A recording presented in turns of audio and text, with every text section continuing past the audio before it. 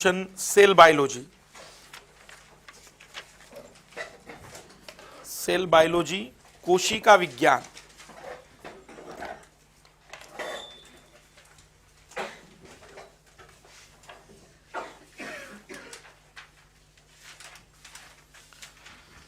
सबसे पहले अगर हम बात करें सेल की, तो इस दुनिया में जितनी भी सेल मिलती हैं हम उन्हें मोटे तौर पर दो पार्ट में डिवाइड करते हैं।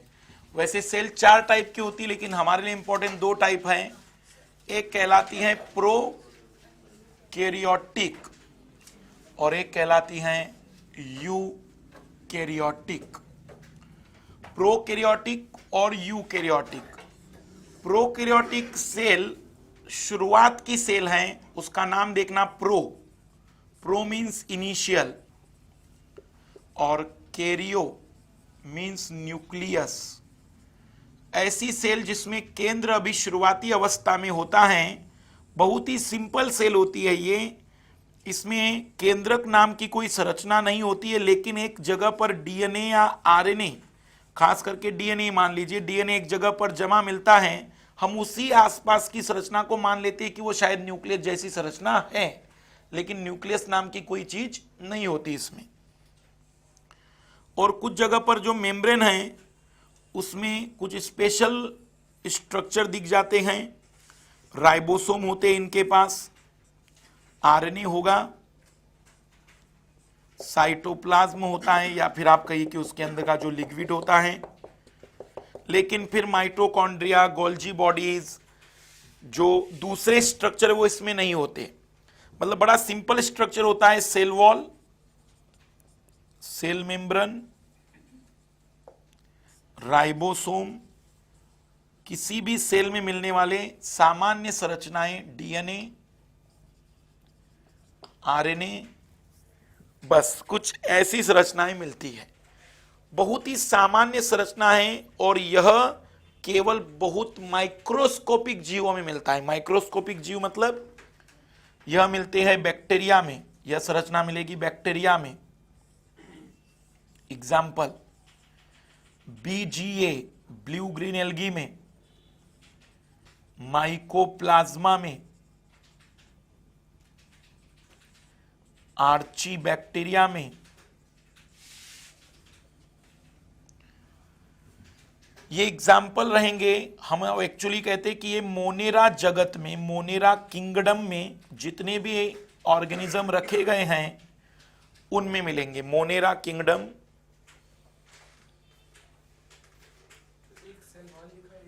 Cell wall, cell membrane, ribosome, cell wall, cell membrane, RNA, DNA, बस बड़ा सिंपल स्ट्रक्चर इसका मिलता है। प्रोकैरियोटिक शुरुआती अवस्था में या जब पृथ्वी पर पहली बार जीव बने थे तो ऐसी संरचना मिलती थी। और अभी भी जो वर्तमान में बैक्टीरिया हैं, ब्लू ग्रीन एल्गी है, माइकोप्लाज्मा है, आर्ची बैक्टीरिया है, उनकी संरचना अभी भी प्रोकैरियोटिक ही है। बट जैसे जैसे शरीर का विकास हुआ, जीवों का विकास हुआ, इस संरचना में भी जटिलता आती गई और इस संरचना में जटिलता के साथ फिर नई कोशिका का निर्माण हुआ जिसका नाम रखा गया यूकैरियोटिक। लास्ट में है मोनेरा किंगडम। इस सभी को हम कहते हैं एक साथ मोनेरा किंगडम। मोनेरा किंगडम मतलब वास्तव में इस पृथ्वी पर जितने जीव है ना, उन्हें 5 जगतों में हमने विभाजित किया है। उसमें जो एक पहला जगत आता है उसका नाम है मोनेरा जगत, मोनेरा किंगडम। पूरे पृथ्वी के जीवों का वर्गीकरण बायोलॉजी वालों ने जो किया, उसमें पहला जो वर्गीकरण का नाम रखा गया मोनेरा जगत। इसमें सभी सूक्ष्म जीवों को रखते हैं। तो अब जरा अगर देखते चले चीजों को, तो 3-4 बातें प्रोकैरियोटिक में रखेंगे। पहला, प्रारंभिक कोशिका थी, Monera kingdom. Archaebacteria, archae मतलब पुराना बैक्टीरिया। सबसे पहले तो पुरानी कोशिकाएं, केंद्रक नहीं होता है, सामान्य संरचनाएं, बहुत सारे अंग, माइटोकॉन्ड्रिया, गोल्जी बॉडीज, पेरोक्सिसोम्स नहीं मिलते हैं। और इसके एग्जाम्पल बहुत सीमित है। Bacteria, blue green algae, mycoplasma, archaebacteria या मोनेरा किंगडम या मोनेरा जगत के जीवों में उदाहरण के रूप में मिलते हैं। बाकी इसमें कुछ ज्यादा चीजें आपको याद नहीं रखनी है। पर हमें जो डिटेल में पढ़नी वो है यूकैरियोटिक। यूकैरियोटिक की अगर हम बात करें तो यूकैरियोटिक भी दो टाइप की होती हैं। एक होती है प्लांट के अंदर मिलने वाली सेल और एनिमल सेल। प्लांट और एनिमल में डिफरेंस है, जहां प्लांट कठोर होता है, एनिमल सॉफ्ट होते हैं, तो इस वजह से उनकी सेल के स्ट्रक्चर में भी डिफरेंस होता है। पहले तो अगर कोई कहे 2 नंबर में सवाल बनता है खास करके मेंस में कि प्रोकैरियोटिक और यूकैरियोटिक में डिफरेंस क्या है, तो पहला डिफरेंस होगा इसमें न्यूक्लियस,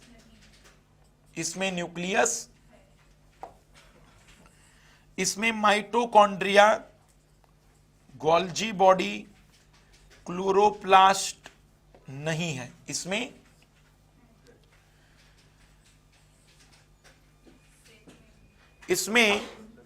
नहीं, सेल मेम्ब्रेन सेल वॉल तो सभी में रहेगी। यूकैरियोटिक में प्लांट में है, एनिमल में नहीं रहेगी, लेकिन इनकी जो सेल वॉल होती हैं वो बनी होती हैं म्यूको पॉलीसेकेराइड, या आप कह सकते हैं म्यूकोपॉलीसेकेराइड की। इनकी जो सेल वॉल यहां मिलेगी तो वो मिलेगी किसकी? सेलुलोज की। म्यूकोपॉलीसेकेराइड।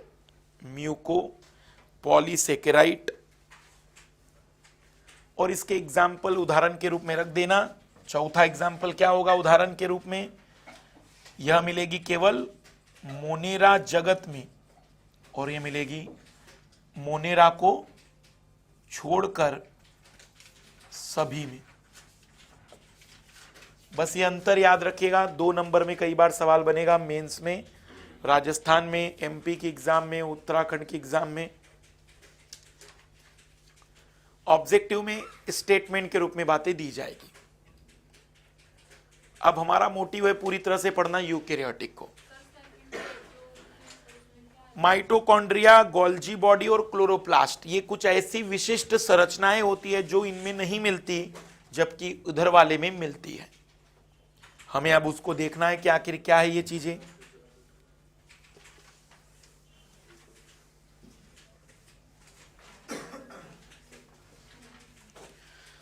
हमारे साथ आप लोग 2 डायग्राम बनाइए, उसी में ये पूरी की यूकैरियोटिक कोशिका की जानकारी दे देंगे हम।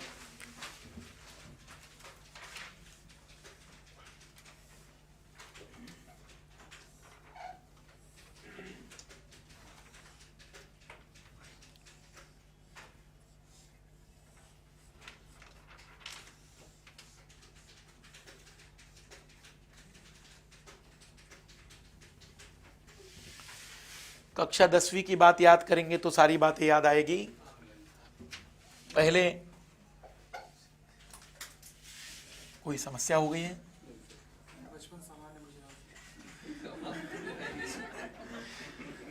इसमें सवाल आता था कक्षा 10वीं में, पादप कोशिका का एक स्वच्छ चित्र बनाइए, और 4 अंक लिखे होते थे। Draw a well diagram of plant cell, और तब उस डायग्राम को भी याद करते थे।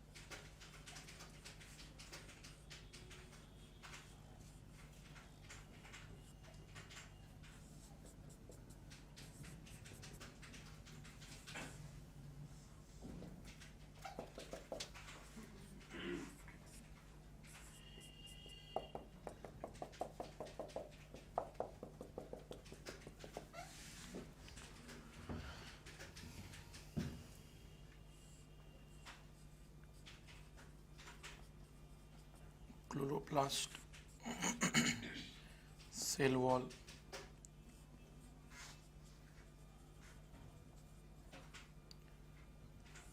सेल मेम्ब्रेन,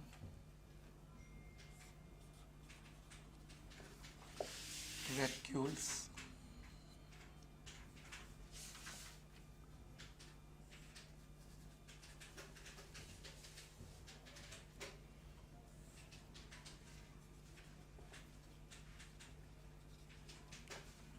माइटोकॉन्ड्रिया,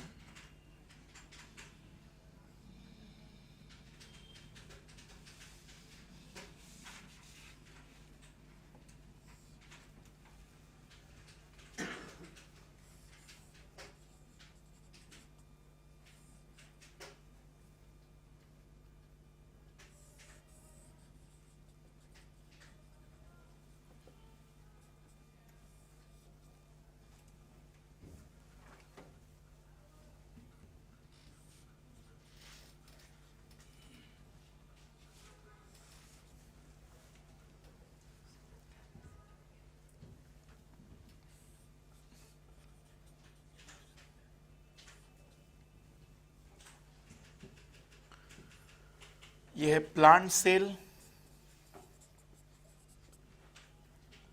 यह है एनिमल सेल।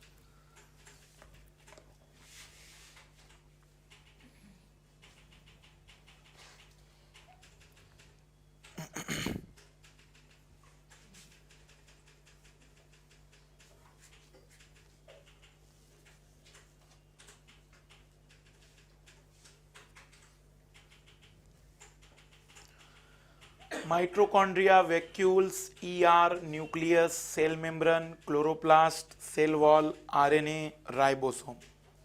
उधर गोल्जी बॉडीज बना लिया है ना।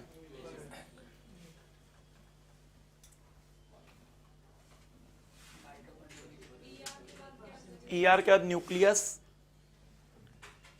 फिर सेल मेम्ब्रेन, फिर क्लोरोप्लास्ट, फिर सेल वॉल, फिर आरएनए, फिर राइबोसोम। ईआर एंडोप्लाज्मिक रेटिकुलम के ऊपर है वैक्यूल्स, रिक्तिकाएं। रिक्तिकाएं कोई हवा से नहीं भरी है, वो भी द्रव से भरी हुई है पूरी तरह से, लेकिन इधर बड़ी है उधर छोटी है। आप केवल इतना बताइए मुझे कि ऐसी कौन सी चीजें हैं जो आपको किसी एक में दिख रही है लेकिन दूसरे में वो नहीं दिख रही है। सबसे पहले सेल वॉल यहां है, वहां नहीं है। एक और दूसरा स्ट्रक्चर यहां है, एक और स्ट्रक्चर सेंट्रियोल यहां पर नहीं है। साथ ही साथ यहां वैक्यूल्स बहुत बड़े हैं, यहां वैक्यूल्स बहुत छोटे हैं। ये इसमें जो कठोरता आती है ना पौधों के तने में या पौधों में, उसका कारण है कि उसकी सेल वॉल में डिपोजिशन हो जाता है कैल्शियम और मैग्नीशियम का, जिसकी वजह से वह सेल वॉल कठोर हो जाती हैं और वह पौधे में कठोरता लेकर आती हैं। तो पहले तो डिफरेंस लिख लीजिएगा आप लोग, नहीं आप फोटो खींच लेंगे जिन लोगों का बच जाएगा।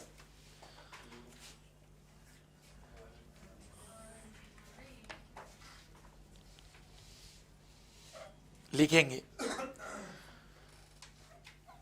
सच cell organelle which occur only in plant cell, ऐसे कोशिका के अंग जो केवल पादप में मिलते हैं कोशिका के अंगों को एक साथ कहते हैं, अगर जोड़कर लिखा जाए हिंदी में तो कोशिकांग। Cell wall, chloroplast and large vacuoles, वो 3 संरचनाएं जो केवल प्लांट्स में मिलती हैं, कोशिका भित्ति, क्लोरोप्लास्ट और बड़ी रिक्तिकाएं। बड़ी रिक्तिकाएं, लार्ज वैक्यूल, कोशिका भित्ति, क्लोरोप्लास्ट, बड़ी रिक्तिकाएं। और ऐसी कोशिकांग जो केवल जंतु कोशिका में मिलते हैं, सेंट्रियोल, सेंट्रियोल। बस छोटी रिक्तिकाएं तो अंडरस्टूड हो गया, अगर उधर बड़ी है तो इधर छोटी होगी। अब हम एक एक संरचना को पढ़ रहे हैं। गोल्जी बॉडीज इधर मिलेगा, लेकिन उसका नाम इधर डिक्टियोसोम होगा। सेम स्ट्रक्चर है वो, लेकिन नाम अलग अलग होते हैं। लिखना, जीव द्रव्य, पहला साइटोप्लाज्म। जीव द्रव्य साइटोप्लाज्म, समझना जरा साइटोप्लाज्म किन्हें कहते हैं। ये जितना भी ऐसा डॉट डॉट हमने बना दिया, ये पूरा का पूरा डॉट डॉट वाला स्ट्रक्चर, ये क्या है, साइटोप्लाज्म। तो जो शब्द जरा समझिएगा, एक होता है प्रोटोप्लाज्म और एक होता है साइटोप्लाज्म। इनमें क्या रिलेशन है, तो ये इक्वेशन याद रखेंगे। आप जब केंद्रक को भी शामिल करके पूरा साइटोप्लाज्म ले लेंगे तो हम कहेंगे कि वो क्या बन गया, प्रोटोप्लाज्म। और केंद्रक को हटा दीजिए तो वो स्ट्रक्चर जो बच गया वो क्या कहलाएगा, साइटोप्लाज्म। एक्चुअली क्या ये साइटोप्लाज्म और प्रोटोप्लाज्म एक तरीके का द्रव है जिसके अंदर प्रोटीन, एंजाइम, कार्बोहाइड्रेट सब भरे होंगे। इसी के अंदर सारे स्ट्रक्चर तैरते रहेंगे, इसी के अंदर वो सारे स्ट्रक्चर आपको मिलते रहेंगे।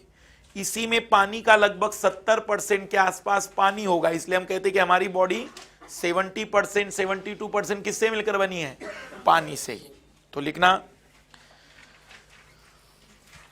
It is the physical basis of life, यह जीवन का भौतिक आधार है।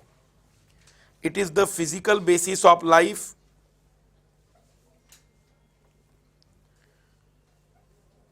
और इसमें पानी, प्रोटीन, कार्बोहाइड्रेट, एंजाइम सभी मिलते हैं। And in this occur protein, water, carbohydrate, enzymes, all substance.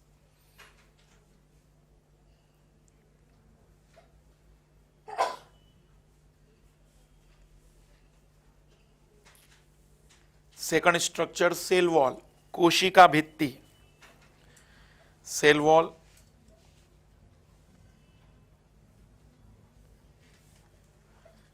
केवल पौधों में मिलती है, only occur in plant, and made by cellulose, cellulose की बनी होती है।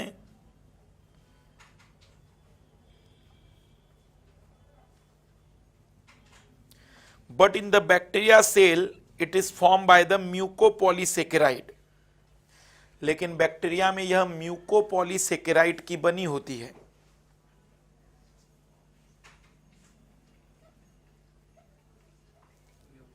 पॉलीसेकेराइड,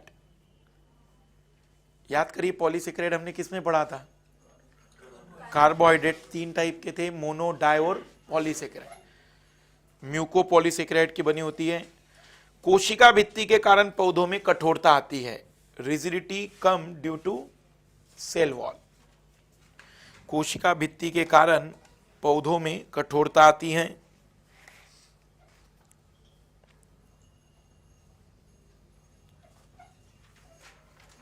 तीसरा, सेल मेम्ब्रेन, कोशिका झिल्ली, सेल मेम्ब्रेन। देखना, सेल मेम्ब्रेन दोनों में होगी, ऐसा मत सोचना कि सेल मेम्ब्रेन केवल और केवल पौधों में की जगह जंतुओं में होगी। सेल मेम्ब्रेन सभी में रहेगी। पर आपको एक नई चीज, आपको अगर कुछ मालूम हो तो ये नई चीज देखना क्या है। सेल वॉल जो होती है वो परमिएबल होती है, मतलब पारगम्य होती है। सेल वॉल से कोई भी लिक्विड, कोई भी केमिकल सब्सटेंस आ जा सकता है, लेकिन सेम जो सेल मेम्ब्रेन होती है ये सेमी परमिएबल होती है, मतलब केवल पानी को आने देती है लेकिन केमिकल सब्सटेंस को आने जाने नहीं देती। तो लिखना, यह सभी कोशिकाओं में मिलती है और अर्धपारगम्य झिल्ली होती है। It's occur in all cell and it is semi permeable. यह सभी कोशिकाओं में मिलती है और एक अर्धपारगम्य झिल्ली है।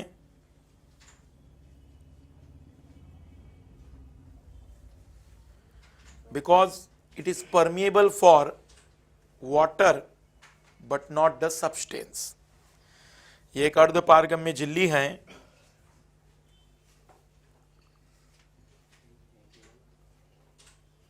क्योंकि यह पानी को आने जाने देती है लेकिन पदार्थों को नहीं।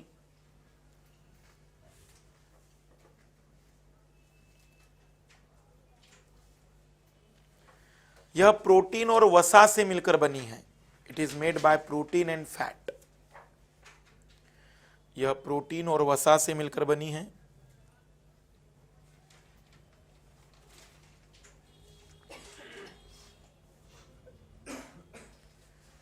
Ribosome, it is called protein factory. इसे प्रोटीन की फैक्ट्री कहा जाता है।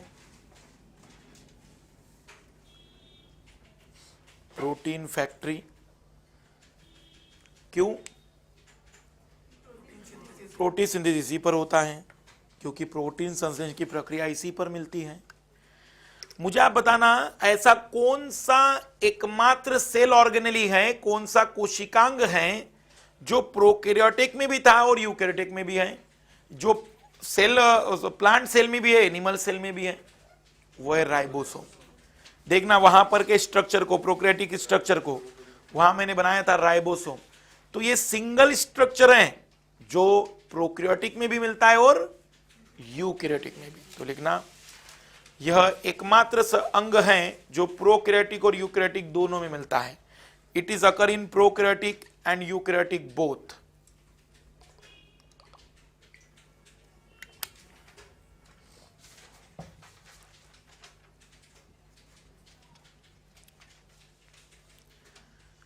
यह आरएनए से बना होता है। मतलब राइबोसोम किससे मिलकर बने हैं? आरएनए।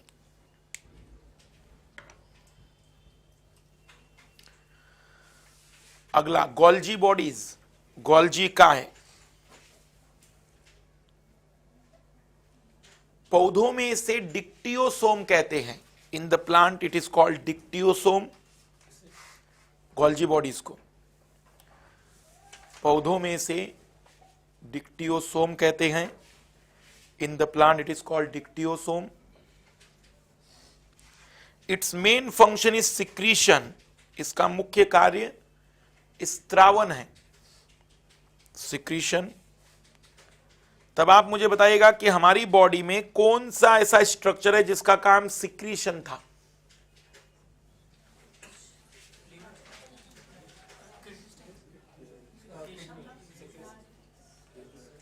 जितनी भी ग्लैंड्स हैं, एंडोक्राइन और एक्सोक्राइन, एंजाइम का सिक्रीशन करती है, हार्मोन का सिक्रीशन करती है।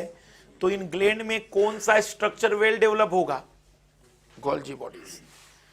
लिखना, it is well develop in the secretion organ. यह स्त्रावन वाले अंगों में अधिक विकसित होते हैं। जैसे कुछ पौधों की पत्तियों को काटोगे या पौधों की टहनी काटोगे तो दूध निकलता है। इसका मतलब वहां पर कौन वेल डेवलप होगा? गोल्जी बॉडीज, क्योंकि गोल्जी बॉडीज ही सिक्रीशन करने में अग्रणी काम निभाता है। सिक्रीशन इसका मेन काम। Mitochondria,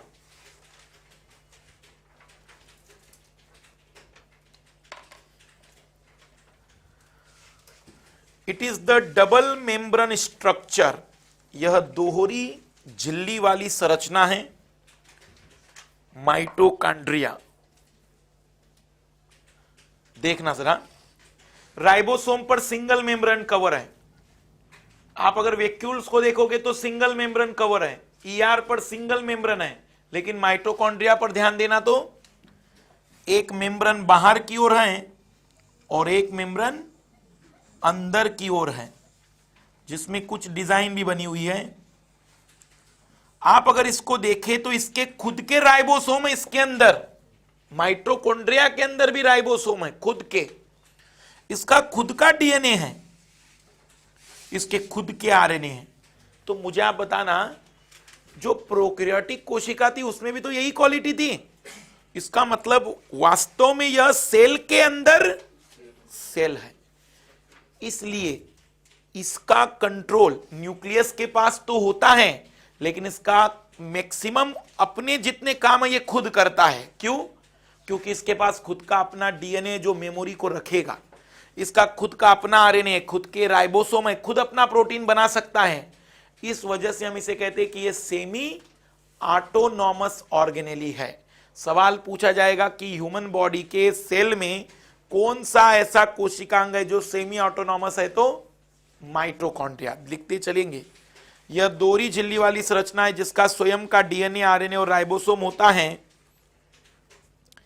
double membrane structure which have DNA, RNA and ribosome, therefore it is called semi-autonomous organelle। इसलिए इसे अर्ध शोषाशी अंग कहते हैं। सेमी ऑटोनॉमस ऑर्गेनेली, अर्ध शोषाशी अंग। और ऐसा क्यों कह रहे, उसके पीछे का रीजन क्या है? खुद का डीएनए, खुद का आरएनए, खुद के राइबोसोम है इसके, ऐसा किसी को नहीं मिला है, इसलिए इसे सेमी ऑटोनॉमस अर्ध शोषाशी अंग कहते हैं। इसे कोशिका के अंदर कोशिका भी कहा जाता है। It is also called cell within cell. इसे कोशिका के अंदर कोशिका भी कहा जाता है। And it is also called power house of cell. इसे कोशिका का पावर हाउस कहा जाता है। पावर हाउस किसे कहते हैं हम नॉर्मली? जहां से इलेक्ट्रिसिटी आती है, जहां से एनर्जी आती है। तो हमारी इस बॉडी में जो ग्लूकोज, हमने कहा था आपसे कि ग्लूकोज जलता है, तो ग्लूकोज कहां जलता है? माइटोकॉन्ड्रिया के अंदर। वहां पर उसके एटीपी प्रोड्यूस होंगे। तो हमने कहा था कि ग्लूकोज का कंप्लीट कंबशन और 38 एटीपी बने, तो वो एटीपी का फॉर्मेशन कहां होता है? माइटोकॉन्ड्रिया के अंदर। इसलिए हम क्या कहते हैं कि ये क्या है? Power house of the cell. लिखना। तो इसकी संख्या कहां ज्यादा होगी? ऐसी कोशिकाओं में जिनको एनर्जी की जरूरत बहुत ज्यादा होती है, जैसे लीवर की मसल्स, इनको वर्क ज्यादा करना है, या इनका नंबर सबसे ज्यादा होता है बर्ड्स में जो फ्लाइंग मसल्स होती है, जो पक्षियों को उड़ने में मदद करने वाली जो मसल्स होगी, उस मसल्स को एनर्जी सबसे ज्यादा लगती है, क्योंकि पूरा बॉडी वेट उठाना है। इसलिए वहां एक कोशिका में 5 लाख माइटोकॉन्ड्रिया मिलते हैं, एक सिंगल कोशिका में। क्योंकि ऑब्वियसली बात है, इतनी मात्रा में उन्हें क्या करना पड़ेगा? एनर्जी रिलीज करनी पड़ेगी, तब वो उड़ पाएंगे। तो लिखना, its maximum number occur in the flying muscles. इसकी सबसे अधिक मात्रा उड़ने वाली मांसपेशियों में होती है।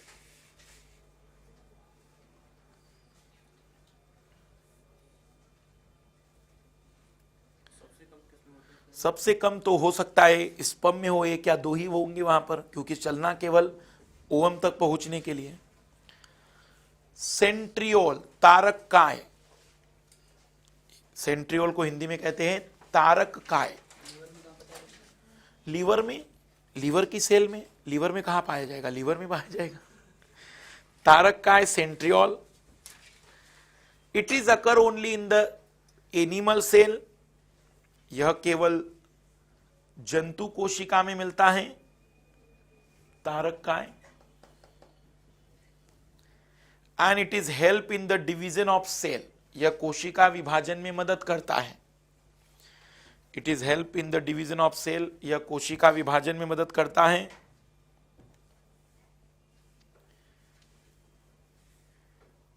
पौधों में इसके स्थान पर फ्लेजेला मिलता है, फ्लेजेला।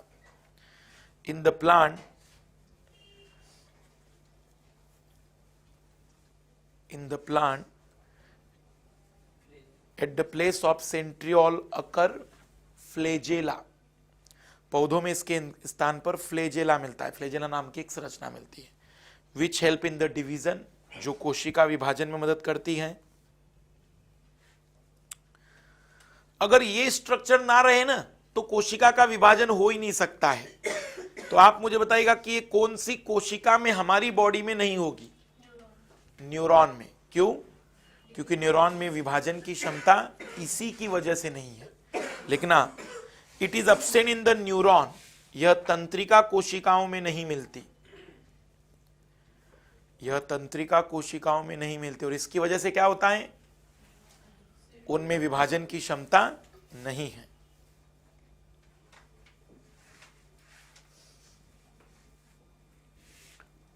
अगला structure lysosome.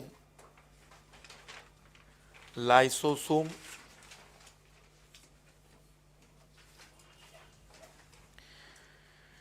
In this bag, इस थैले में, lysosome in this bag all hydrolysis enzyme present.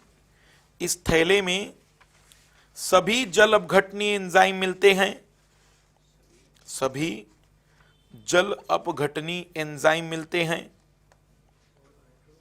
All hydrolysis enzyme present, सभी जल अपघटनीय एंजाइम मिलते हैं।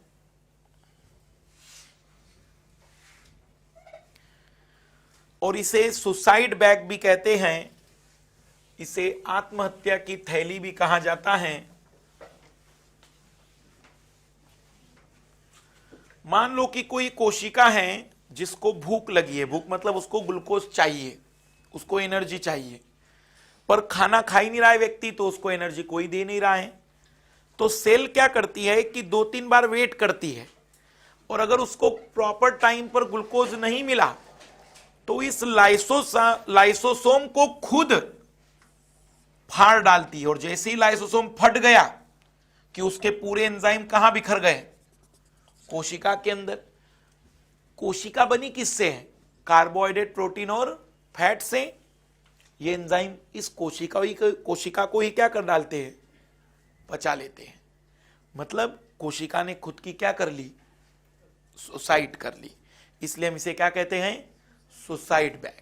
जब भी कोशिका को मरना हुआ, कोशिका को, तो इसकी थैली फट जाएगी, पूरे एंजाइम कोशिका में बिखर जाएंगे और पूरे एंजाइम कोशिका को ही क्या कर डालेंगे? पचा लेंगे। लेकिन इसे आत्महत्या की थैली भी कहा जाता है, बिकॉज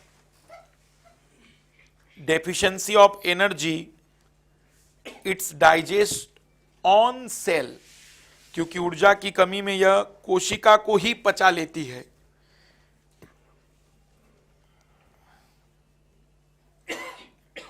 कोशिका को ही पचा लेती है। मतलब एक ऐसा जिन है जिसे अगर काम नहीं दिया तुमने तो वो तुम्हें ही मार डालेगा। एक कहानी नहीं सुनी होगी कि एक जिन जिसको काम न दिया जाए तो अपने मालिक को ही मार डालता, तो उसे क्या काम दिया था मालिक ने? एक पोल पर, खंबे पर खड़ा कर दिया, खंबे पर, और कहा कि चढ़ते और उतरते रहो जब तक मुझे दूसरा काम याद ना आ जाए। उसको काम सौंपते चला गया, क्योंकि उसे अगर काम नहीं मिला तो कहा गया था कि तुम्ही को मार डालेगा। तो ये लाइसोसोम भी ऐसा ही है। अगर टाइम पर एनर्जी नहीं दी गई तो ये कहेगा ठीक है, अब तुम सेल तैयार रहो, अब मैं तुम्हें ही खत्म कर डालूंगा।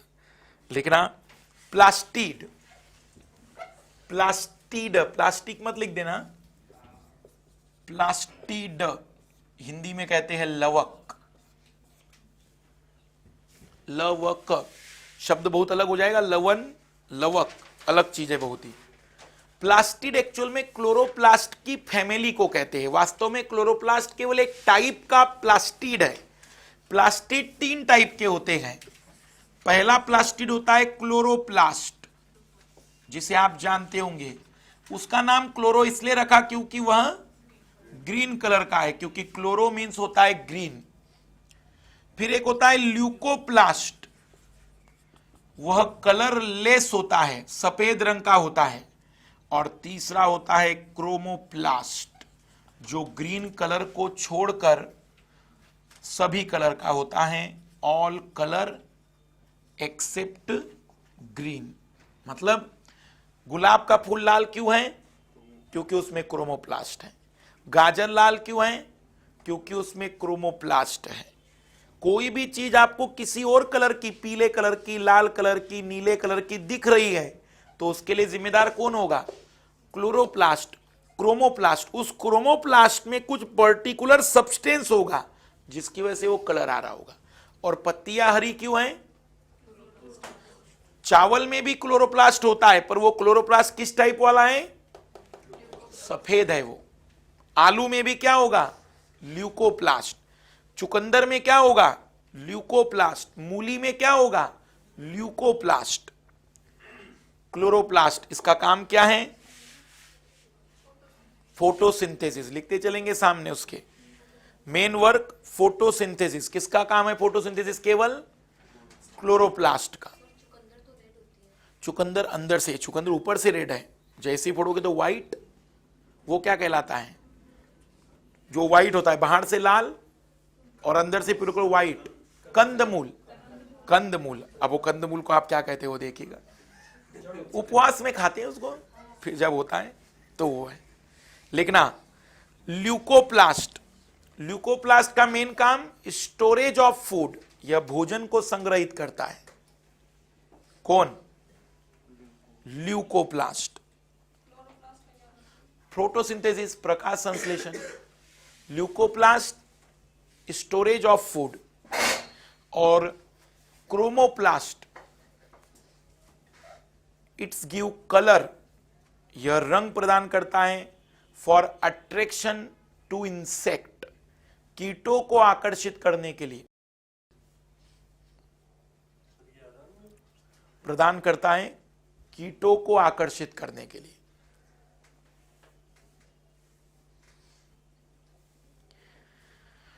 अब इसके खासियत देखना, जैसे माइटोकॉन्ड्रिया है ना, माइटोकॉन्ड्रिया, वैसी इसकी भी खासियत है कि ये डबल मेम्ब्रेन स्ट्रक्चर है।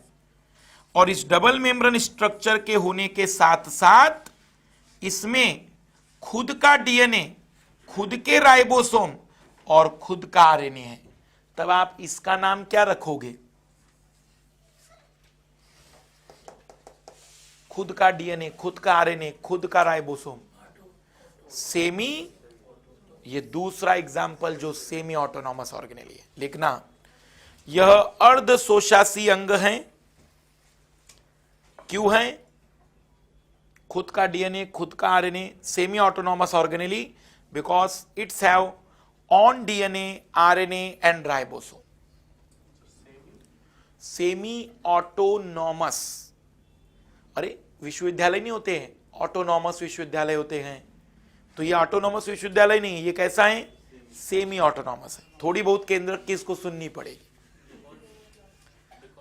Because it's have on DNA, RNA. अब तो पूरा सब कुछ लिखा दिया मैंने।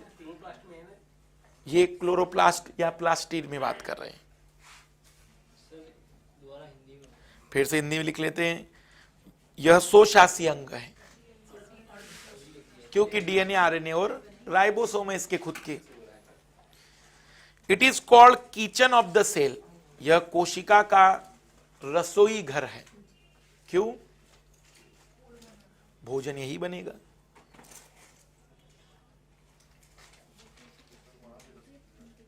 वहां भी रसोई घर है। वहां पावर हाउस डाल दिया हमने तो रसोई घर कौन सी बड़ी बात है? पावर हाउस आया तो उसकी तकलीफ नहीं हुई तुम्हें, रसोई घर आने पर तकलीफ हो रही है। और आखिरी लिखना, केंद्रक, न्यूक्लियस।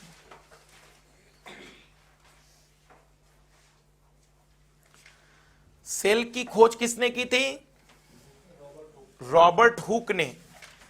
लिखते चलेंगे फैक्ट के रूप में, रॉबर्ट हुक। देखो सेल नाम कैसे रख दिया एक्चुअल में। 1660 की बात है ये। रॉबर्ट हुक साहब जो कॉर्क होता है, मतलब लकड़ी का जो होता है ना, उसकी स्लाइड को माइक्रोस्कोप में देख रहे थे, तो उन्होंने देखा कि उसकी स्लाइड में ये स्ट्रक्चर उन्हें रियल में दिखाई दिया। क्योंकि कॉर्क तो सूखा होता है, कोई सेल जिंदा थोड़ी उसमें। उन्होंने ये स्ट्रक्चर देखा था, तो उस जमाने में यूरोप में जो जेल हुआ करती थी, जेल वो ऐसी हुआ करती थी, और जेल को यूरोप में क्या कहते हैं? सेल।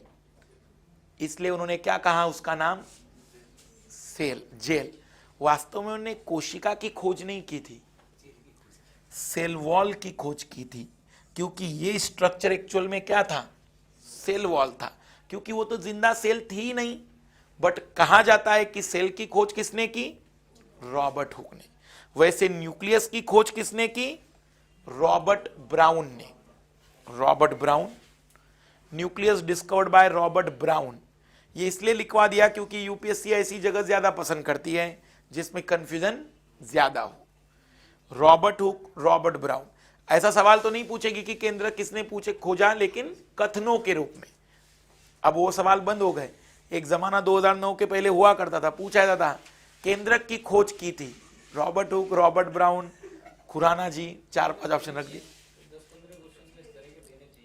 हाँ, तुम लोगों के लिए होना चाहिए था ऐसा।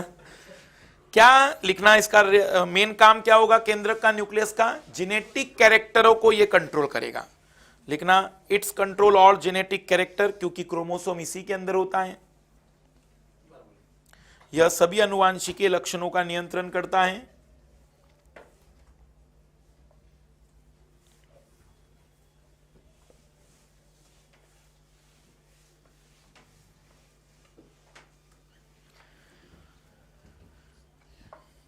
देखना, यहां पर ही मैं एक बात बता देता हूं, क्योंकि सब कुछ पढ़ लिया और फिर मालूम हो कि एटीपी ना समझ पाए हम। तो हमने कहा ग्लूकोज के जलने से क्या बनते हैं? एटीपी। और एटीपी को हम कहते हैं एनर्जी करेंसी। एटीपी का फुल फॉर्म लिख लेंगे, एडिनोसिन ट्राइफॉस्फेट। Adenosine triphosphate.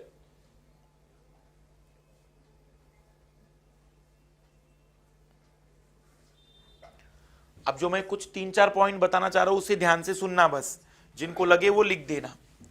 मैंने कहा कि ग्लूकोज को आपने जलाया और क्या बन गया? 38 एटीपी प्लस CO2, पानी, यही बना था। तो ये जो फॉर्मेशन होता है एटीपी का, ये ऐसा नहीं होता कि डायरेक्ट ग्लूकोज जला और एटीपी खड़े हो गए 38। एक प्रोसेस है ये। ग्लूकोज में सबसे पहले ग्लूकोज को बर्न किया जाता है, तोड़ा जाता है पायरुविक एसिड में। यह पायरुविक एसिड में तोड़ने की प्रक्रिया को कहा जाता है बायोलॉजी में ग्लाइकोलाइसिस। इस प्रक्रिया में हमें मिलते हैं 8 एटीपी। फिर पायरुविक एसिड बनते हैं 2। एक पायरुविक एसिड माइटोकॉन्ड्रिया के अंदर डाला जाता है, फिर ये कई साइक्लिक प्रोसेस से होकर गुजरता है और फाइनली ये बना देता है फिर 15 एटीपी। 15 एटीपी कौन? एक पायरुविक एसिड। तो कितने पायरुविक एसिड बने थे? तो 15 और 15, और यहां कितने मिले? फाइनली फिर हमने कहा कि टोटल कुल कितने एटीपी बनते हैं? इस साइक्लिक प्रोसेस को नाम देते हैं क्रेब्स साइकिल। तब फिर से समझे हम, पहले ग्लूकोज टूटेगा पायरुविक एसिड में। कितने पायरुविक एसिड के मॉलिक्यूल बनेंगे? 2। इस प्रक्रिया में एटीपी बनेंगे। कितने एटीपी बनेंगे? 8। फिर हम पायरुविक एसिड को भेजेंगे किसमें? माइटोकॉन्ड्रिया में। और फिर एक पायरुविक एसिड से हमें कितने एटीपी मिलेंगे? 15। वो साइक्लिक प्रक्रिया क्या कहलाएगी? Krebs cycle. मतलब क्रेब्स साइकिल कहां मिलता है? माइटोकॉन्ड्रिया के अंदर। एक क्रेब्स साइकिल से 15 एटीपी, तो वहां कुल कितने क्रेब्स साइकिल होंगे? 2। इस तरीके से 30 एटीपी, और ओवरऑल कुल कितने एटीपी बन जाएंगे? 38 ATP. 38 ATP. Adenosine triphosphate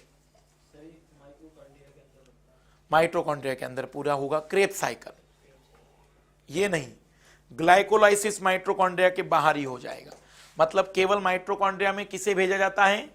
pyruvic acid को। और जो प्रोसेस लैक्टिक एसिड बनने की होती है, पायरुविक एसिड बना ही नहीं, तो फिर वो माइटोकॉन्ड्रिया के अंदर गया ही नहीं, तो वो लैक्टिक एसिड जमा हुआ। फिर लैक्टिक एसिड मसल में जमा होता है। जब आप आराम करते हैं तो फिर आपको ठीक लगता है। क्यों? क्योंकि पूरा लैक्टिक एसिड हम लेकर जाते हैं लीवर में, और लीवर को कहते हैं कि इसको सुधारो, इसकी एनर्जी निकालते चलो। फिर लीवर वहां धीमे धीमे उसकी एनर्जी निकालते चलता है, धीमे धीमे लैक्टिक एसिड बॉडी में कम होता है। लैक्टिक एसिड के खत्म होने पर बॉडी थकान से खत्म हो जाती है, मतलब थकान खत्म हो जाती है। लिखना सेल साइकिल, कोशिका चक्र। नहीं, लैक्टिक एसिड नहीं था, वो यूरिक एसिड था। कहाँ कौन सा एसिड डाल दे रहे हो तुम लोग। हाँ, इतना रामायण खत्म होने वाली है अब। सेल साइकिल, जैसे जीवन का चक्र होता है वैसे सेल का चक्र होता है। जैसे हमने कहा आरबीसी का जीवन चक्र कितने का है, 120 दिनों का, तो वो भी तो एक कोशिका है। वैसे हर कोशिका का एक चक्र होता है। पहले कोशिका बनती है, फिर वो अपने साइज को बड़ा करती है, उसके अंदर के सब्सटेंस के अमाउंट को बड़ा करती है, फिर साथ ही साथ एक आखिरी स्टेज में वो इतनी बड़ी हो जाती कि अब वो अपने आप को संभाल नहीं पाती, और तब वो सेल डिवाइड हो जाती हैं और उस एक सेल से बन जाते हैं फिर 2 सेल। इस पूरी प्रक्रिया को हम नाम क्या देते हैं, सेल साइकिल।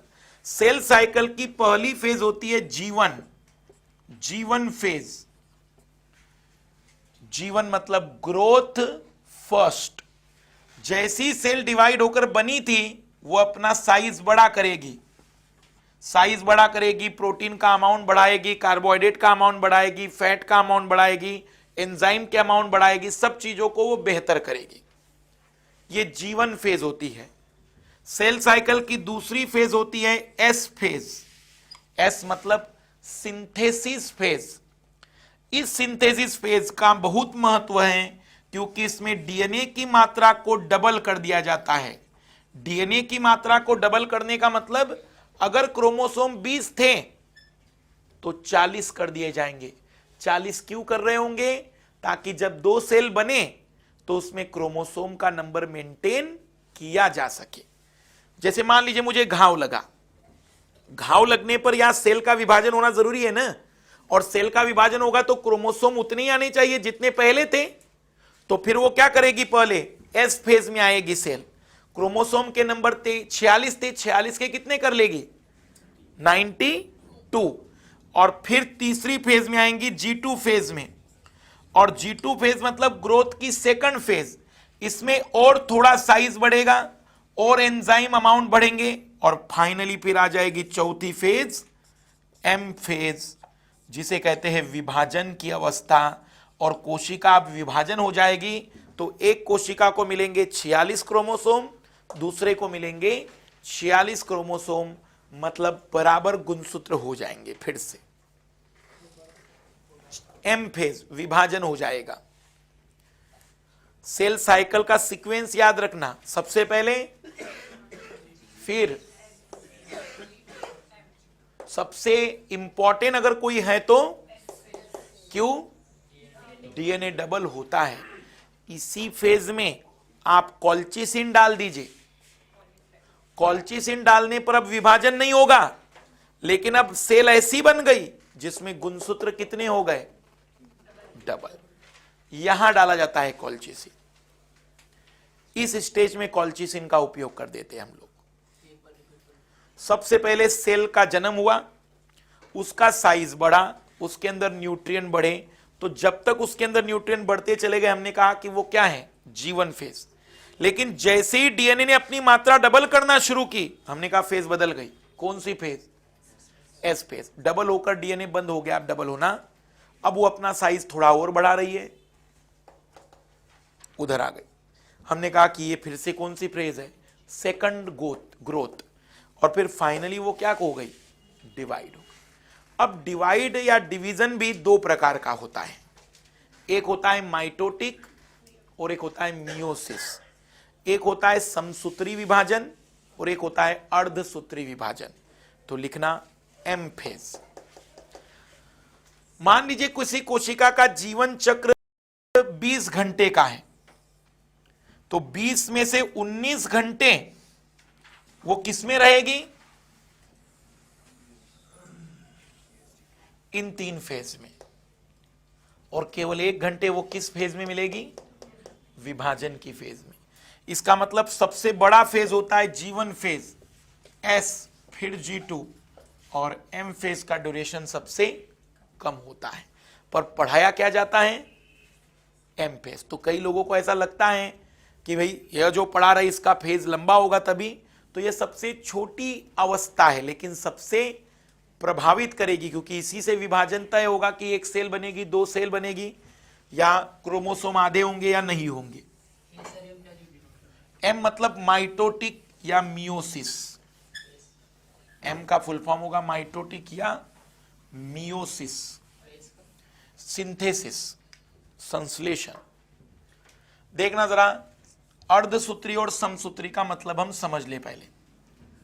सम मतलब समान, सूत्री मतलब क्रोमोसोम, और अर्धसूत्री मतलब क्रोमोसोम की संख्या क्या हो जाएगी, आधी। मुझे बताओ क्रोमोसोम की संख्या आधी करने की जरूरत हमें कहां पड़ी थी, मेल गैमेट्स और फीमेल गैमेट्स। इसका मतलब मियोसिस सब जगह नहीं मिलता है, अर्धसूत्री विभाजन मियोसिस केवल और केवल उन कोशिकाओं में मिलेगा जिनसे आगे गैमीट्स बनेंगे, मेल गैमीट्स स्पर्म और ओवम। इसके अतिरिक्त किसी भी प्रकार के घटना में मियोसिस की जरूरत नहीं है, पर माइटोसिस हर जगह मिलेगा। कहीं घाव भरना है, माइटोसिस। किसी चिपकली की पूंछ कट गई, पूंछ वापस बनानी है, माइटोसिस। लीवर खराब हो गया है, लीवर को रीजनरेट करना है, माइटोसिस। जो हमारी बॉडी में आरबीसी का फॉर्मेशन हो रहा है, किस घटना से, माइटोसिस से। डब्ल्यूबीसी बन रहे हैं, माइटोसिस से। एंटीबॉडी बन रही है, माइटोसिस से। मतलब सब लोग किससे बनते हैं, माइटोसिस सब जगह मिलती है। माइटोसिस से केवल कहां नहीं मिलती, जहां गैमीट्स बनाने होते हैं वहां माइटोसिस नहीं, मियोसिस। क्या पहले तो यह अंतर समझ में आ गया है? पहले हम समझे, समसूत्री में जो ऑस्प्रिंग बनेंगे, ऑस्प्रिंग मतलब हम कह सकते हैं कि जो संतति कोशिका बनेगी, संतति कोशिका बनेगी, उनमें क्रोमोसोम अगर डिप्लॉइड थे तो बच्चों में भी क्रोमोसोम कैसे होंगे, बच्चों में मतलब उस कोशिका के बनने वाली नई कोशिका में भी क्रोमोसोम कितने होंगे, सेम। लेकिन अर्धसूत्री में जो कोशिका में 2x था उसमें आ जाएगा पहला डिफरेंस। यहां गुणसूत्रों की संख्या पैतृक कोशिका में और संतति कोशिका में समान होती है। यहां गुणसूत्रों की संख्या संतति कोशिका में आधी हो जाती है। किसमें, अर्धसूत्री में, मियोसिस में। ये माइटोसिस है और ये मियोसिस है। यह किसमें मिलता है, इन ऑल सेल, सभी कोशिकाओं में। यह किसमें मिलता है, ओनली गैमेट फॉर्मेशन सेल, केवल गैमेट फॉर्मेशन कोशिका में।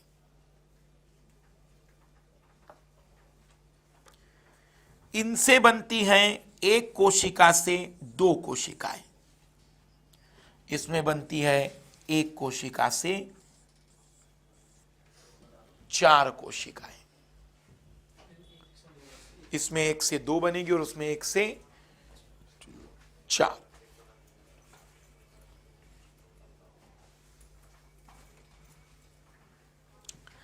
अगर बचपन सामान्य गुजरा होगा तो मास्टर ने कक्षा 10वीं में माइक्रोस्कोप दिखाया होगा, और माइक्रोस्कोप के अंदर जो प्याज होता है, प्याज अगर स्लाइड दिखाई होगी और स्लाइड को दिखाने के लिए कहा होगा बच्चे से कि दिख रहा है। अब बच्चे को दिखा तो कुछ नहीं, तत्काल आवाज जोर से आई, दिखा, अंदर से आवाज आ गई, दिख गया। देखो कई बार तो टीचर लोग क्या करते हैं कि डिवीजन दिखाते हैं, देखो तुम प्रोफेज दिखेगी, मेटाफेज दिखेगी, एनाफेज दिखेगी। एक्चुअली कारण है कि मास्टर को भी वैसे ही सिखाया था। तो जब हमने इसमें देखा कि क्या और कब होता है, तो 2-3 रिसर्च वालों से हमारी मुलाकात हुई जिन्होंने इस पर पीएचडी की हुई है, सेल डिवीजन पर।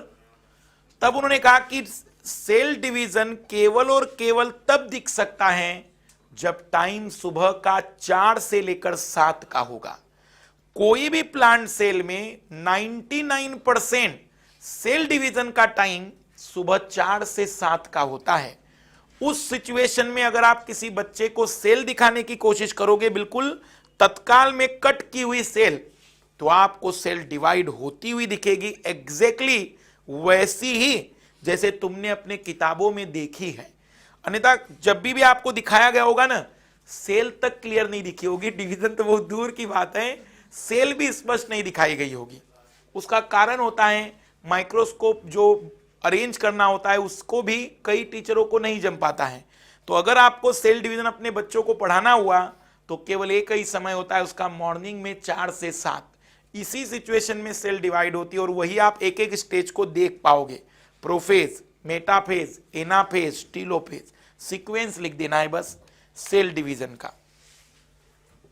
ये डिफरेंस याद रखेंगे आप दोनों में। और सेल डिवीजन की जो स्टेज होती है वो होती है 4, प्रोफेज, मेटाफेज, एनाफेज, टीलोफेज। ये सीक्वेंस याद रखना। वास्तव में ये जो हमने पढ़ा ये सेल का डिवीजन नहीं था, ये न्यूक्लियस का डिवीजन कहलाता है, केंद्रक का विभाजन होता है। मियोसिस में ये प्रोसेस 2 बार होगी। देखो मियोसिस में क्या होगा, मियोसिस में पहली सेल है, प्रोफेज में आएगी वो सेल, फिर मेटाफेज में आएगी। मेटाफेज में जो क्रोमोसोम है वो खींचना शुरू हो जाएंगे, क्रोमोसोम खींचना शुरू हो जाएंगे, फिर बन जाएगी 2 कोशिकाएं। पर वो 2 कोशिकाएं रुकेगी नहीं, फिर कंटिन्यू काम करना शुरू कर दिया, फिर से प्रोफेज, मेटाफेज, फिर एक ने फिर से कितनी बना दी। मतलब इसका कोई जीवन जीटू नहीं होता है, डायरेक्ट फिर विभाजन में चली जाती है। तो इस वजह से फिर वो जो नई 2 कोशिकाएं बनी थी उसने फाइनली 2 बनाई, इसने 2 बनाई, कुल कितनी कोशिकाएं हो गई 4। इसमें प्रोफेज, मेटाफेज, एनाफेज, टीलोफेज की प्रक्रिया कितनी बार मिलेगी 2 बार। ये पहला कहलाता है प्रोफेज 1, प्रोफेज 2, एनाफेज 1, टीलोफेज 1। फिर इसके बाद ये कहलाएगा प्रोफेज 2, मेटाफेज 2, एनाफेज 2, टीलोफेज 2, तब जाकर 4 सेल बनेगी। किसमें, मियोसिस में। उसमें एक ही बार होकर रुक जाएगा, फिर वो किस में चली जाएगी सेल। अब ये बनने के बाद फिर सेल किस स्टेज में आ जाएगी, नहीं अब मान लो विभाजन हो गया खत्म, फिर जीवन, ग्रोथ बड़ा करेगी, साइज बड़ा करेगी, फिर एस, फिर G2, जैसी साइज संभाले नहीं जाएगा डिवीजन कर डालेगी। जब उससे अपने आप को कंट्रोल नहीं कर पाती तब वो डिवीजन कर देती। और ये डिसीजन लिया जाता है किसके आधार पर कि कोशिका विभाजित होगी या नहीं होगी, न्यूक्लियस और सेल साइज, इनके रेशो के आधार पर कि कोशिका का विभाजन होगा या नहीं होगा। अगर ये रेशो घटता चला जा रहा है तो अब कोशिका विभाजित हो जाएगी, क्योंकि सेल साइज बढ़ता ही चला जा रहा है। तो न्यूक्लियस कंट्रोल नहीं कर पाता एक समय के बाद, फिर वो कहता है कि बट जाते हैं, फिर 2 भाग हो जाने चाहिए। इसी के साथ सेल बायोलॉजी समाप्त होता है। लिखेंगे प्लांट फिजियोलॉजी, प्लांट फिजियोलॉजी। जैसे एनिमल फिजियोलॉजी थी वैसी प्लांट फिजियोलॉजी। प्लांट फिजियोलॉजी में हमें पढ़नी है 4 बातें। प्रकाश संश्लेषण, फोटोसिंथेसिस, एम्ब्रियोलॉजी, पादप भ्रूणिकी, उनमें भी तो बच्चों का निर्माण हो रहा है, उनमें भी तो बीज बन रहे हैं, तो कैसे बनेंगे। पादप भ्रूणिकी, भ्रूणिकी ना हिंदी से परिचय है ना अंग्रेजी से। पादप हार्मोन, प्लांट हार्मोन, जैसे एनिमल हार्मोन थे।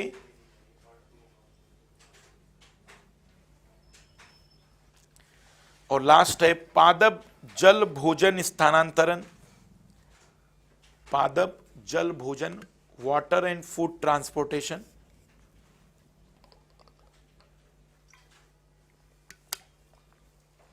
पहला,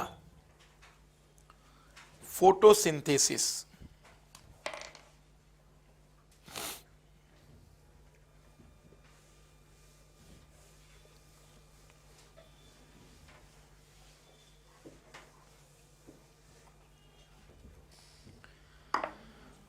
अब उसकी परिभाषा नहीं लिखवा रहा हूं मैं कि प्रकाश की उपस्थिति में क्लोरोप्लास्ट की सहायता से पानी और कार्बन डाइऑक्साइड के अभिक्रिया से बनता है ग्लूकोज। मैं इक्वेशन बता रहा हूं जो मॉडर्न इक्वेशन दी गई है। 6CO2 plus 12H2O H nu मतलब प्रकाश, chloroplast C6H12O6 6O2 6H2O। H आवृत्ति फ्रीक्वेंसी को लिए, H है प्लांक कांस्टेंट, म्यू है फ्रीक्वेंसी, और H न्यू को एक साथ हम कहते हैं लाइट, प्रकाश। प्रकाश की ऊर्जा को शो करता है।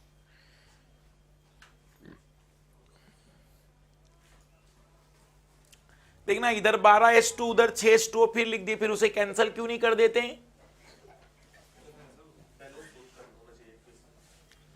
क्यों इधर 6H2 अगर मैं लिख दूं इसे 6 को मिटा दूं तो बैलेंस होगी कि नहीं होगी?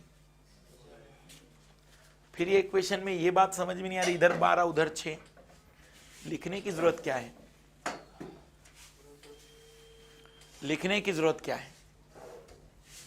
6 से 6 कैंसिल कर देते। अभी मैं बैलेंस करके दे दूं तुम्हें, फिर तभी मानोगे तुम। कितने कार्बन हैं? आ गए। हाइड्रोजन कितने हो गए? 6 2। ऑक्सीजन कुल कितने थे? 6 2 12 और 6 18। 6 वहां आ गए, 6 2 12 वहां आ गए। बैलेंस हुई कि नहीं हुई? पूरी तरह से।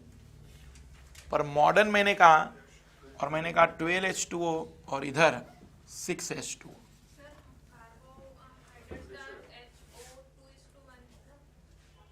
तो उसमें क्या दिक्कत हुई? बना दिया, ग्लूकोज भी बना दिया हमने, उससे क्या असर पड़ेगा? मेरा कहना यह है कि इधर 12 उधर 6 कैंसिल कर देते ना, और यूपीएससी को ऐसी जगह ज्यादा मदद और आनंद आता है सवाल पूछने में। ध्यान देना,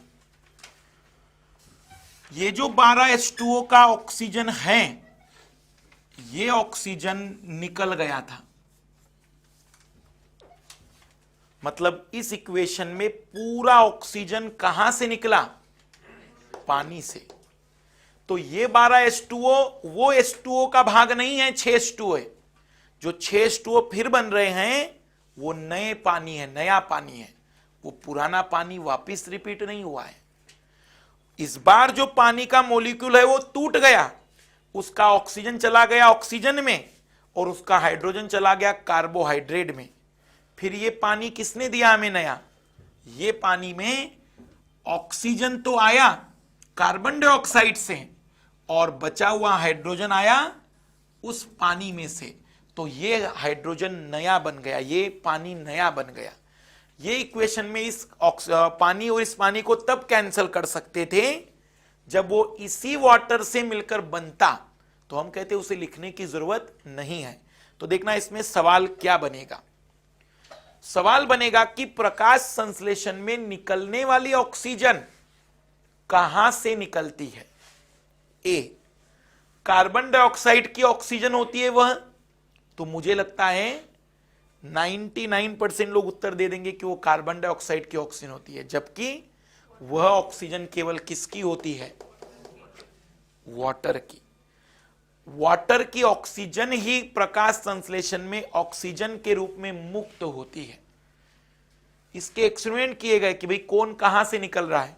फिर हमने रेडियोएक्टिव सब्सटेंस की मदद ली, फिर से यहां पर एक रेडियोएक्टिव सब्सटेंस यहां डाल दिया, ऑक्सीजन हमने क्या किया, ये वाला कार्बन डाइऑक्साइड का जो ऑक्सीजन था उसे रेडियोएक्टिव बना दिया। हमने देखा कि फिर जो ऑक्सीजन निकली वो कैसी निकली, हमने देखा नॉर्मल निकली। तो बात क्लियर हो गई कि कार्बन डाइऑक्साइड वाली ऑक्सीजन है नहीं वह। फिर हमने पानी को रेडियोएक्टिव डाल दिया, तो हमने देखा कि ऑक्सीजन जो निकली वो सभी कौन सी थी, रेडियो एक्टिव थी। हमने कहा कि फिर रेडियो एक्टिव ऑक्सीजन निकलने का मतलब ये हुआ कि वो ऑक्सीजन कहां से आई होगी, पानी से। तो अब ये पूरी तरह से प्रूफ हो चुका है कि प्रकाश संश्लेषण की अभिक्रिया में निकलने वाला ऑक्सीजन पानी का भाग होता है, न कि कार्बन डाइऑक्साइड का। ये बढ़िया एक सवाल बन सकता है, बिल्कुल इक्वेशन से साधा बेसिक सवाल ही बिल्कुल, कि प्रकाश संश्लेषण में निकलने वाली ऑक्सीजन कहां से निकलती है। इस घटना को खोजने में, पूरी तरह से खोजने में 1200 से लेकर 1500 वर्ष लग गए। देखना, सबसे पहला की बात करें, लगभग 200-300 शताब्दी के आसपास जब आप इतिहास में अशोक जी का वर्णन करते होंगे, हम इधर प्रिस्टले जी का वर्णन करते हैं। पहली बार प्रिस्टले साहब ने कुछ एक्सपेरिमेंट किए थे। देखना उन्होंने क्या किया, एक कांच का जार किया। सोचो कि ये छोटे छोटे प्रयोग करने पर भी आप वैज्ञानिक बन जाते थे उस जमाने में, क्योंकि उस जमाने में नॉलेज उतना था ही नहीं। न्यूटन साहब के पास जितना ज्ञान था उससे 3 गुना ज्ञान आज तुम्हारे पास है, क्योंकि न्यूटन साहब को कहां मालूम था मोबाइल का जीवन, न्यूटन साहब को कहां मालूम था कि किस प्रकार से डायोड, सेमीकंडक्टर, ये चीजें भी आएगी। तो न्यूटन के रिस्पेक्ट में आज 3 गुना नॉलेज तुम्हारे पास है, आइंस्टीन के रिस्पेक्ट में डबल नॉलेज तुम्हारे पास है। लेकिन फिर भी वो महान लोग रहे, क्योंकि वो अपने जमाने में उतना नॉलेज रखते थे जिस जमाने में लोगों के पास उतना ज्ञान नहीं होता था। पर अब हम चीजों को समझे। प्रिस्टले साहब ने क्या किया, कांच के 3 जार लिए, एक में मोमबत्ती को रखा, मोमबत्ती कुछ समय बाद बुझ गई। एक में पौधे को रखा, पौधा कुछ समय के बाद मुरझा गया। और एक में चूहे को रखा, तो कुछ समय के बाद चूहे की मौत हो गई। फिर उन्होंने इनके कॉम्बिनेशन बनाए, पौधे के साथ मोमबत्ती रखी, चूहे के साथ पौधा रखा, और एक जार में मोमबत्ती को और चूहे को रख दिया। देखा कि ये जो तीसरा जार था, इसमें चूहे की मौत भी जल्दी हो गई, मोमबत्ती भी बहुत जल्दी बुझ गई। मतलब इन्होंने आइडिया लगाया कि इन दोनों को लगने वाली चीज एक ही है, इसलिए ये जल्दी मर गए, क्योंकि उन दोनों को ही वो चीज मिल नहीं पाई। बट यहां पर अब घटना बदल गई, मोमबत्ती जलती ही रही, पौधे को भी कोई प्रभाव नहीं पड़ा। इसका मतलब इस मोमबत्ती ने इस ऐसी कोई चीज बनाई जो इस पौधे के लिए जरूरी थी, और इस पौधे ने ऐसी कोई चीज बनाई जो मोमबत्ती के लिए जरूरी थी। वैसा ही यहां चूहा भी जीवित रहा और पौधे को भी कोई असर नहीं पड़ा। बात क्लियर हो गई। अरे उस जमाने में अगर कोई व्यक्ति ये कहता ना लोगों से कि जंतु और पौधे एक दूसरे से जुड़े हैं, तो लोग शायद उसे मार देते, कहते कि तुम पागल हो गए हो, जंतु कहां रहे, पादप कहां रहे, दोनों का कोई मेल ही नहीं है। उस समय का जो बेसिक ज्ञान था उसके आधार पर पहली बार प्रिस्टले ने यह बताया कि पौधे वायु को प्योर करते हैं, मतलब प्यूरिफिकेशन नाम दिया इन्होंने इस घटना को। मतलब प्लांट क्या करता है, इम्प्योर वायु को, इम्प्योर एयर को किस में कन्वर्ट करते हैं, ऑक्सीजन की खोज थोड़ी हुई थी उस समय। तब ध्यान देना, पहली बार मालूम पड़ा कि प्लांट कोई इम्प्योर एयर को लेते और किस में कन्वर्ट करते हैं, प्योर एयर में। सबसे पहला ये एक्सपेरिमेंट जब उन्होंने पब्लिश किए तो उस समय एक व्यक्ति थे, सामान्य काम करने वाले व्यक्ति थे, इंजन हाउस। इन्होंने एक्सपेरिमेंट पढ़े, उनको बड़ा इंटरेस्ट आया, उनको लगा चलो भाई घर पर जाकर आज हम भी करेंगे। वो शाम को ऑफिस से लौटे, उन्होंने भी ऐसे एक्सपेरिमेंट किए, लेकिन उनके ये एक्सपेरिमेंट के रिजल्ट गलत आ गए। तो इंजन हाउस साहब को लगा कि यार ये कैसे मेरे साथ हो गया। अगले दिन फिर ऑफिस से आए, फिर देखा, फिर रिजल्ट गलत आ गए। अब डाउट पक्का हो गया कि कुछ ना कुछ तो गलत किया है प्रिस्टले ने। फिर तीसरे दिन ऑफिस से बहुत जल्दी छुट्टी ले ली इस टेंशन में कि कुछ ना कुछ गलत हुआ है। वापिस आए, लेकिन अब सही हुआ। क्या हुआ होगा नया अंतर? जब भी प्रिस्टले साहब के अपने इंजन हाउस साहब घर लौटते थे तब शाम हो जाती थी। तब उन्होंने एक नई घटना जोड़ी कि पौधे या इम्प्योर एयर को प्योर एयर में तभी बदल सकते हैं जब वहां इस तरीके से एक एक व्यक्ति आया और एक एक व्यक्ति ने अलग अलग चीजों का महत्व बताते चले गए। इसलिए प्रिस्टले साहब को याद किया जाता है ऑक्सीजन की खोज के लिए, कि उन्होंने ही बताया था इम्प्योर एयर को प्योर एयर में बदलना, मतलब ऑक्सीजन के बारे में। और लाइट का इंपॉर्टेंस किसने बताया? इंजन हाउस साहब ने। ऐसे एक एक लोग आते चले गए और फिर पूरी प्रकाश संश्लेषण की घटना के बारे में जानकारी मिली। और आधुनिक रूप से अब हम जानते हैं कि प्रकाश संश्लेषण की घटना कुछ ऐसी है। ये होती किस में है? क्लोरोप्लास्ट में। अगर हम बात करें क्लोरोप्लास्ट की, तो जरा क्लोरोप्लास्ट को समझना जरूरी है। क्लोरोप्लास्ट में डबल मेम्ब्रेन स्ट्रक्चर है और उस डबल मेम्ब्रेन स्ट्रक्चर में कुछ ऐसी स्ट्रक्चर आपको मिलेंगे। इन्हें कहा जाता है ग्राना, और ये जो साइटोप्लाज्म होते हैं इसे कहते हैं स्टोमा, मतलब ग्राना और स्टोमा। तो प्रकाश संश्लेषण की अभिक्रिया दो अलग अलग जगह पर होती हैं। जो ग्राना में होती है वो एक अलग रिएक्शन के नाम से जानी जाती है, जो अंदर होती है स्टोमा में उसे अलग रिएक्शन के नाम से जानते हैं। प्रकाश संश्लेषण अभिक्रिया दो भागों से मिलकर बनी है। एक कहलाती है लाइट रिएक्शन और एक कहलाती है डार्क रिएक्शन। एक कहलाती है प्रकाशिक अभिक्रिया और एक कहलाती है अप्रकाशिक अभिक्रिया। तो लिखेंगे आप लोग, फोटोसिंथेसिस कंप्लीट इन 2 स्टेप्स। प्रकाश संश्लेषण की अभिक्रिया 2 पदों में पूर्ण होती है।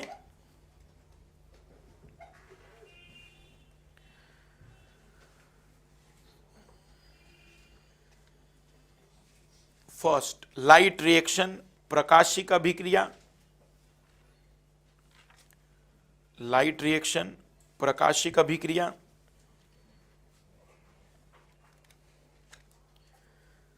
लिखना इसके बारे में पहले, नाम लाइट क्यों रखा गया होगा इसका?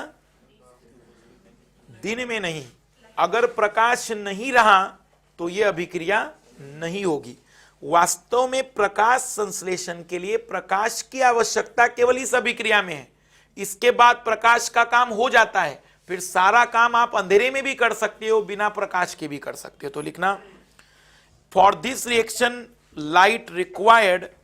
इस अभिक्रिया के लिए प्रकाश की आवश्यकता होती है। इस अभिक्रिया के लिए प्रकाश की आवश्यकता होती है। And by this process water break in oxygen and hydrogen ion in the presence of light। इस प्रक्रिया में पानी का प्रकाश की उपस्थिति में विभाजन होता है। Water break into oxygen and hydrogen ion in presence of light. इस प्रक्रिया में प्रकाश की उपस्थिति में पानी का विभाजन होता है, जिससे ऑक्सीजन और हाइड्रोजन आयन बनती है। समझना, अगर तुम कोई ऐसा मशीन लेकर आ जाओ जो पौधे के अंदर यह काम कर दे तो तुम रात में भी प्रकाश संश्लेषण करा सकते हो। मतलब प्रकाश की आवश्यकता केवल एक ही घटना के लिए लगती है, पानी को तोड़ने के लिए। और पानी को तोड़ने के बाद ऑक्सीजन तो निकल गया, हमें जरूरत किसकी है? ये हाइड्रोजन आयन ग्लूकोज बनाने के लिए लगेगा। तो पहली अभिक्रिया केवल एक ही स्टेप का काम करती है, और वो स्टेप क्या है? प्रकाश को पकड़ना, पानी को तोड़ना और हाइड्रोजन आयन को बनाना। क्योंकि ऑक्सीजन तो फिर बेकार हो गई पौधे के नजर से, पौधे के वो किसी काम की नहीं है। अब उसे जरूरत किसकी है? हाइड्रोजन आयन की। अब वो हाइड्रोजन आयन आगे यूज करेगी। तो जो दवाइयां खरपत समाप्त करती, जिन्हें कहते हैं वीडीसाइड, खरपतवारनाशी, घास खत्म करती है, वे दवाइयां उस घास को क्यों खत्म कर पा रही हैं? क्योंकि वो दवाइयां इस अभिक्रिया को पूरा होने नहीं देती। किनमें? घास में, खरपत में। और इस वजह से उस वीड की डेथ हो जाती है। कुछ समय के बाद घास उखड़ जाती है। तो जो दवाइयां खरपतवारनाशी उनका किस पर अटैक होता है? हाइड्रोजन का जो पानी का जो ब्रेकिंग होता है उसे होने नहीं देती। और जो इंसेक्ट को मारने के लिए हम डालते हैं, छिड़कते हैं, वो इंसेक्ट के नर्वस सिस्टम को डाउन कर देती है। तो दोनों चीजें अलग अलग हैं। खरपतवारनाशी पानी के तोड़ने को रोक देता है, और वो जो इंसेक्ट को मारने वाली वह उसके नर्वस सिस्टम को डाउन कर देता है। लिखना, it is also called photolysis of water. यह यह जल का प्रकाशिक अपघटन कहलाता है। यह जल का प्रकाशिक अपघटन कहलाता है।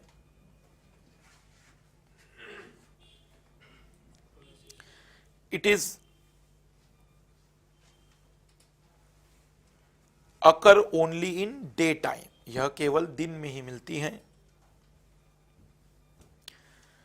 जैसे मान लीजिए मैं 2-3 ट्यूबलाइट लगा दूं ना किसी कमरे में और पौधे रख दूं, तो उसको कोई प्रभाव नहीं पड़ेगा पौधों को। अब प्रकाश संश्लेषण शुरू हो जाएगा, क्योंकि इतना 2-3 ट्यूबलाइट की इंटेंसिटी होती है कि वो इस घटना को शुरू करा देंगे। इसलिए आप आर्टिफिशियल लाइट में भी प्रकाश संश्लेषण करा सकते हो। नहीं, ग्रीन हाउस के बड़ा कारण होता है केवल और केवल अंदर का टेम्परेचर हाई रखना, उच्च ताप को बनाए रखने के लिए। लिखना, डार्क रिएक्शन, अप्रकाशिक अभिक्रिया। It is discovered by Blackman. इसे ब्लैकमैन ने खोजा था।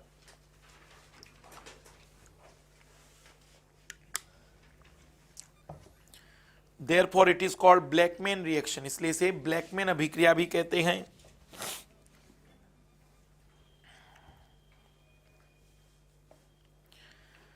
For this reaction light not required, इस अभिक्रिया के लिए प्रकाश की आवश्यकता नहीं होती। इस अभिक्रिया के लिए प्रकाश की आवश्यकता नहीं होती।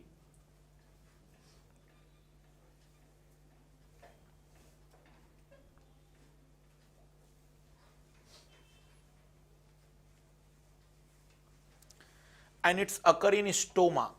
यह स्टोमा में मिलती है। तो ऊपर वाली कहां मिली होगी? ग्राना में।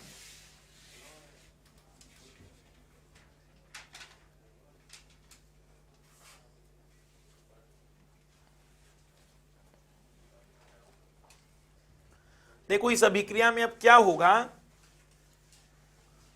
वो जो हाइड्रोजन आयन बनकर आया था और हम कार्बन डाइऑक्साइड इन्वायरमेंट से खींचेंगे, तो यहां पर कार्बन डाइऑक्साइड को पकड़ने के लिए कोई एंजाइम होगा, और यहां पर जो एंजाइम मिलता है जो कार्बन डाइऑक्साइड को पकड़ता है उसका नाम है रुबिस्को। रुबिस्को नामक एंजाइम अब कार्बन डाइऑक्साइड को पकड़ेगा और पहला मॉलिक्यूल बनाएगा फास्फोग्लिसरिक एसिड। वह 3 कार्बन का होगा, और 3 कार्बन का पहला प्रोडक्ट बनने की वजह से हम इस साइकिल को नाम देते हैं C3 साइकिल।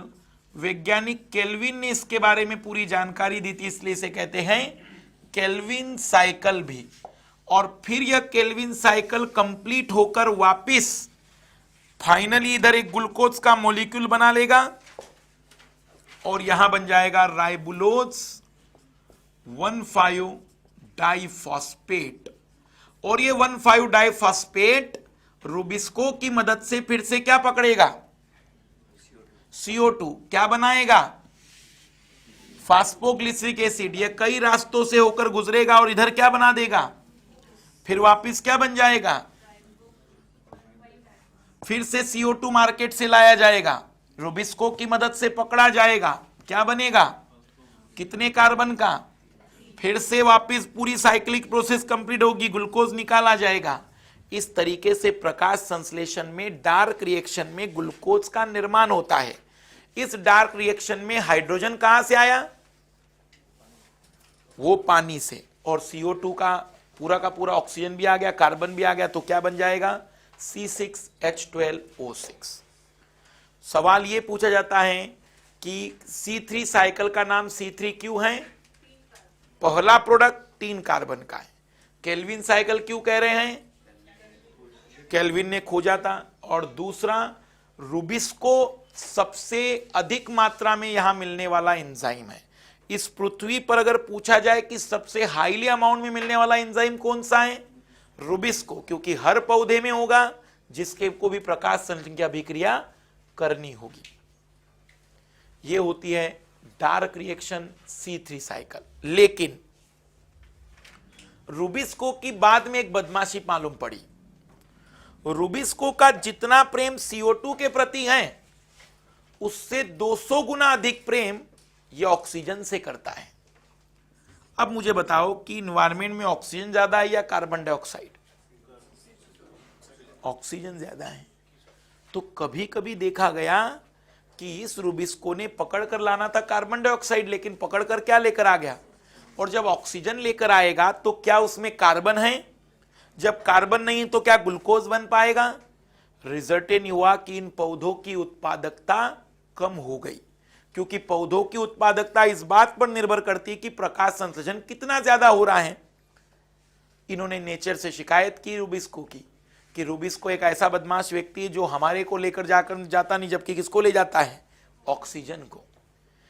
तब नेचर ने नए पौधों का निर्माण किया जिनकी इस समय इस पृथ्वी पर उत्पादकता सबसे ज्यादा है।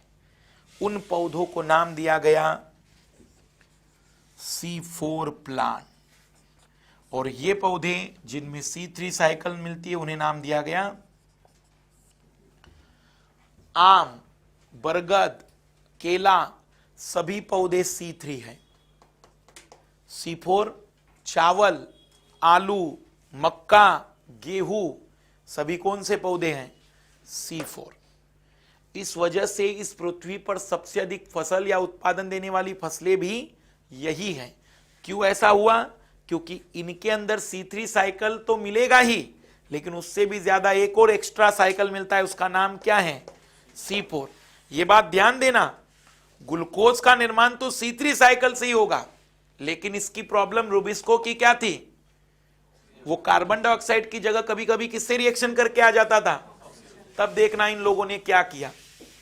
नेचर ने कहा ठीक है, एक कमरे के अंदर एक और छोटा कमरा बना दिया और इस छोटे कमरे में दरवाजे के पास बिठा दिया रूबिस्को को, और इससे कहा कि तुम यहां C3 साइकिल कंप्लीट करो। रूबिस्को की मुलाकात ऑक्सीजन से होगी तब तो रिएक्शन करेगा ना। हमने इसका प्रबंध बना दिया, हमने एक राम को अवतार दिया और उस राम का नाम रखा पेपकेज। पेपकेज नाम का व्यक्ति, ये इतना ईमानदार एंजाइम है कि लाखों की संख्या में ऑक्सीजन खड़े हो और एक व्यक्ति कार्बन डाइऑक्साइड हो, सबको छोड़ेगा, कहेगा कार्बन डाइऑक्साइड तुम आओ, तुम्हारी जरूरत है। तो ये पेपकेज मतलब वहां पहला एंजाइम को जो CO2 पकड़ता था वो कौन था? रूबिस्को। यहां पहला व्यक्ति जो CO2 पकड़ने का काम करता है वो कौन है? पेपकेज। और यहां पर पहला प्रोडक्ट जो बनता है वो 4 कार्बन का प्रोडक्ट होता है, ऑक्जेलो एसिटिक एसिड। इस वजह से इस साइकिल को क्या नाम दिया गया? पर ये C4 साइकिल ग्लूकोज नहीं बनाएगी, बस ये ऑक्जेलो एसिटिक एसिड बनाएगी। फिर ऑक्जेलो एसिटिक एसिड कहां भेजा जाएगा? रूबिस्को के पास, और रूबिस्को से कहा जाएगा कि इसमें से CO2 ले लो। और अब रूबिस्को केवल क्या करेगा? CO2 से रिएक्शन करके पूरा साइकिल कंप्लीट करेगा और ग्लूकोज बनाएगा। बेनिफिट क्या मिल गया? क्या रूबिस्को को किसी प्रकार से इधर उधर ताक झाक करने का मौका मिला? एक बिल्कुल पतिव्रता पत्नीव्रता बन गया पेपकेज उसके साथ। पेपकेज को खड़ा कर दिया, किसी ऑक्सीजन को अंदर आने की अनुमति दी ही नहीं है। इस वजह से इन पौधों में उत्पादकता क्या हो जाती है? बढ़ जाती है। तापमान के बढ़ने पर रूबिस्को की रिएक्शन ऑक्सीजन की ओर और बढ़ती है। अगर ग्लोबल वार्मिंग हुआ तो C3 पौधों की उत्पादकता कम होगी, लेकिन C4 पर कोई नुकसान या प्रभाव नहीं पड़ेगा। क्यों? क्योंकि वहां रूबिस्को का योगदान हमने अंदर कर दिया, बाहर हमने पेपकेज का योगदान, और पेपकेज बड़ा ईमानदार व्यक्ति है। C4 साइकिल लिखना।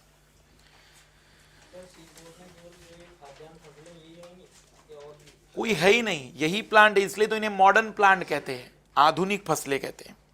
लिखना C4 प्लांट या C4 cycle. It is discovered by H and slack, hatch HATCH and slack.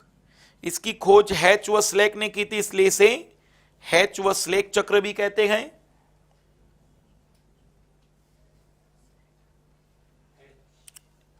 And slack, it is also called modern plant because it's productivity is maximum. इन्हें आधुनिक पौधे भी कहते हैं क्योंकि इनकी उत्पादकता सबसे अधिक है।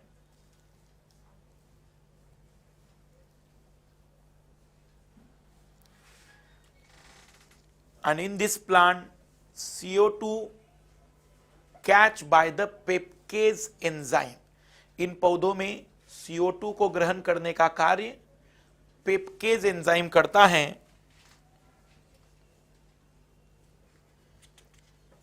And form,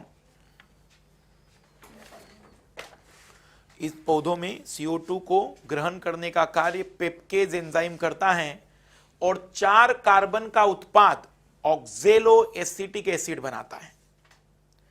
ऑक्जेलो acetic acid, OAA, ऑक्जेलो acetic acid. ऑक्जेलो 4 carbon का उत्पाद ऑक्जेलो एसिटिक एसिड बनाता है। उधर क्या बनता था?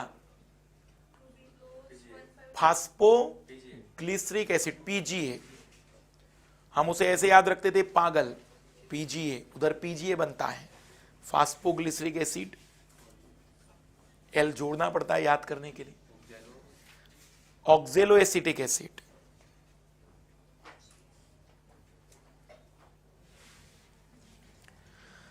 पर फिर मैं रेगिस्तान के पौधों के पास गया, उन्होंने बहुत अलग ही शिकायत पेश की।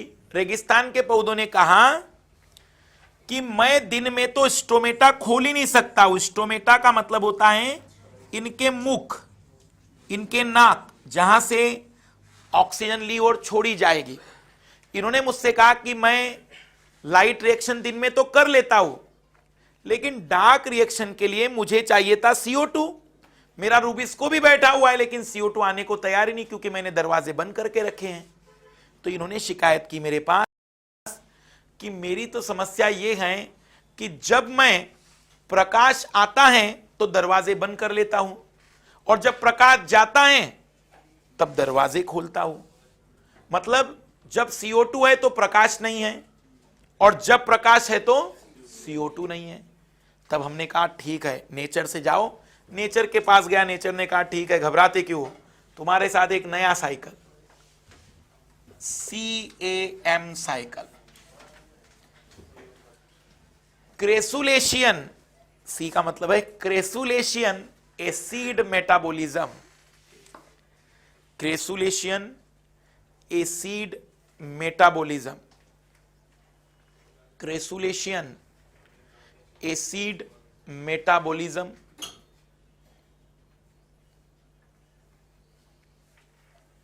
स्टोमेटा बंद हो गए सुबह। जैसी सनलाइट आया, पानी जो इनके पास था वो ब्रेक हुआ, किसमें? हाइड्रोजन आयन में। और जैसे ही पानी ब्रेक हुआ, C3 साइकिल स्टार्ट हो गया। C3 साइकिल में क्या किया मेलिक एसिड ने? रूबिस्को ने उस मेलिक एसिड से CO2 पकड़ लिया, यहां से हाइड्रोजन मिल गया, और प्रोडक्ट के रूप में क्या लेकर आ गए हम? ग्लूकोज। मतलब दिन में क्या होता जाएगा? उस मेलिक एसिड को कन्वर्ट करते चले जाओगे, किसमें? केवल ग्लूकोज में। इसलिए हम इसे कहते हैं कि रात में ये पौधे एसिडिक हो जाते हैं और दिन भर फिर नॉर्मल होते रहते हैं। इस वजह से इनमें एक स्पेशल साइकिल मिलता है क्रेसुलेशन एसिड मेटाबॉलिज्म में। दिन के समय केवल पानी को ब्रेक करते रहेंगे और रात के समय केवल CO2 को पकड़ते रहेंगे। अब एक भ्रम जो फैला हुआ है कि रात में पेड़ों के नीचे नहीं सोना चाहिए, याद रखिएगा, इस पृथ्वी के किसी भी पेड़ के नीचे रात में सोने पर हानि नहीं होती। कुछ गंदी किताबों ने भी दिया, कुछ इंटरनेट वालों ने भी डाल दिया, पर यह बात पूर्णतः गलत है। पहला सबूत, अगर ऐसा होता तो हजारों वर्षों से पक्षी या कई जानवर अपना रात का जीवन काल पौधों के नीचे ही गुजारते हैं। क्या उनके शरीर पर कोई बुरा प्रभाव नहीं मिलता? क्या वो हजारों वर्षों से जीवन यापन कर पाते? क्या उनके अपने घर बने हुए हैं? क्या उनके अपने कमरे बने हुए हैं? उनका भी घर पेड़ के अंदर ही होता है। तो किसी पौधे पर, किसी भी जंतु पर, किसी पक्षी पर इसका कोई बुरा प्रभाव आज तक नहीं मिला। भारत ही नहीं, विश्व की कई जनजातियां अपना पूरा जीवन चक्र पौधों के इर्द गिर्द ही खत्म करती हैं, जहां पर ही उनका जन्म से लेकर मृत्यु का टाइम गुजरता है। पर कभी कोई पौधे के द्वारा ना दिन में हार्म पहुंचाई जाती है ना रात में।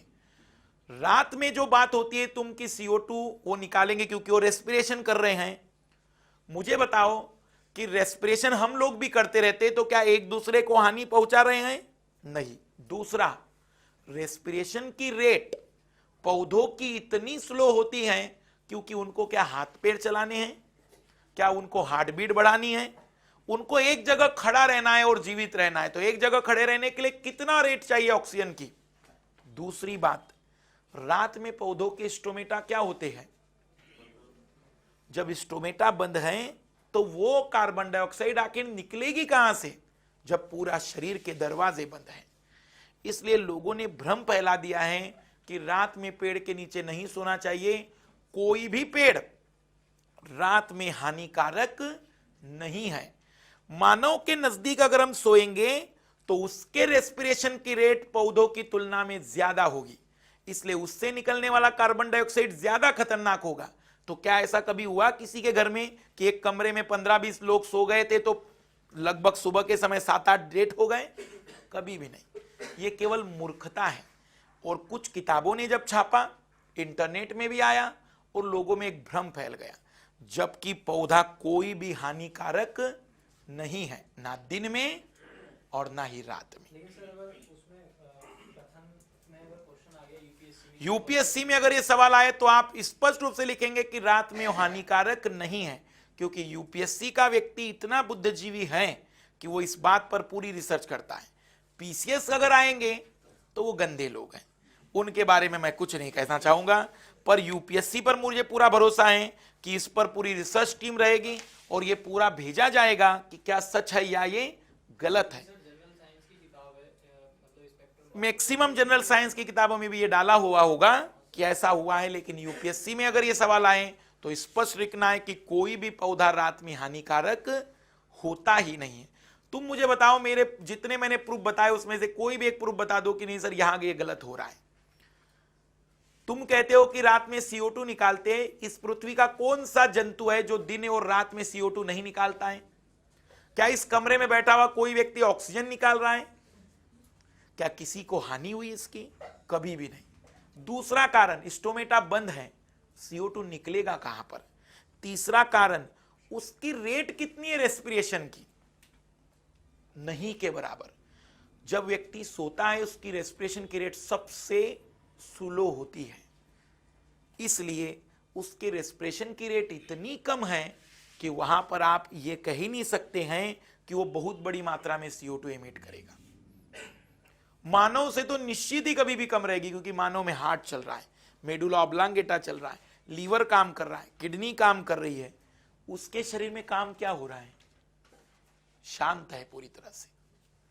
लिखेंगे फैक्टर अफेक्टिंग फोटोसिंथेसिस, बस इतना लिख देते हैं, फिर भले ही ब्रेक ले देंगे। कौन सी साइकिल?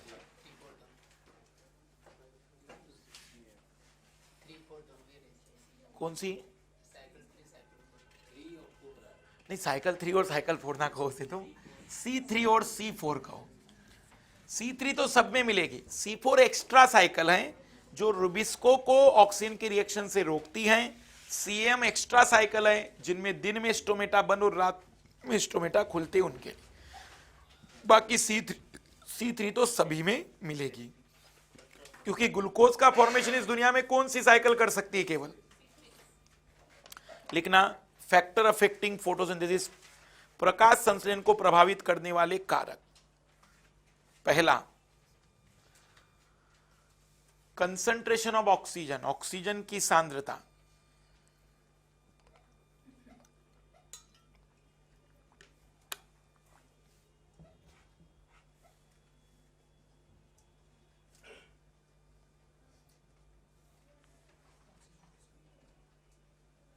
क्या हो गया आप खुद बताएं मुझे। अगर ऑक्सीजन की सांद्रता बढ़ेगी तो प्रकाश संश्लेषण पर क्या असर पड़ेगा? क्यों?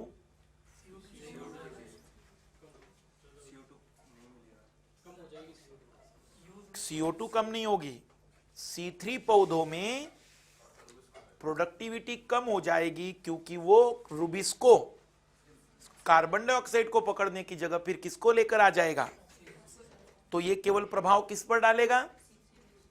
In the C3 plant productivity decreases if the concentration of oxygen increases. यदि ऑक्सीजन की सांद्रता बढ़ाई जाए तो C3 पौधों की उत्पादकता कम हो जाती है। यदि ऑक्सीजन की सांद्रता बढ़ाई जाए तो C3 पौधों की उत्पादकता कम हो जाती है।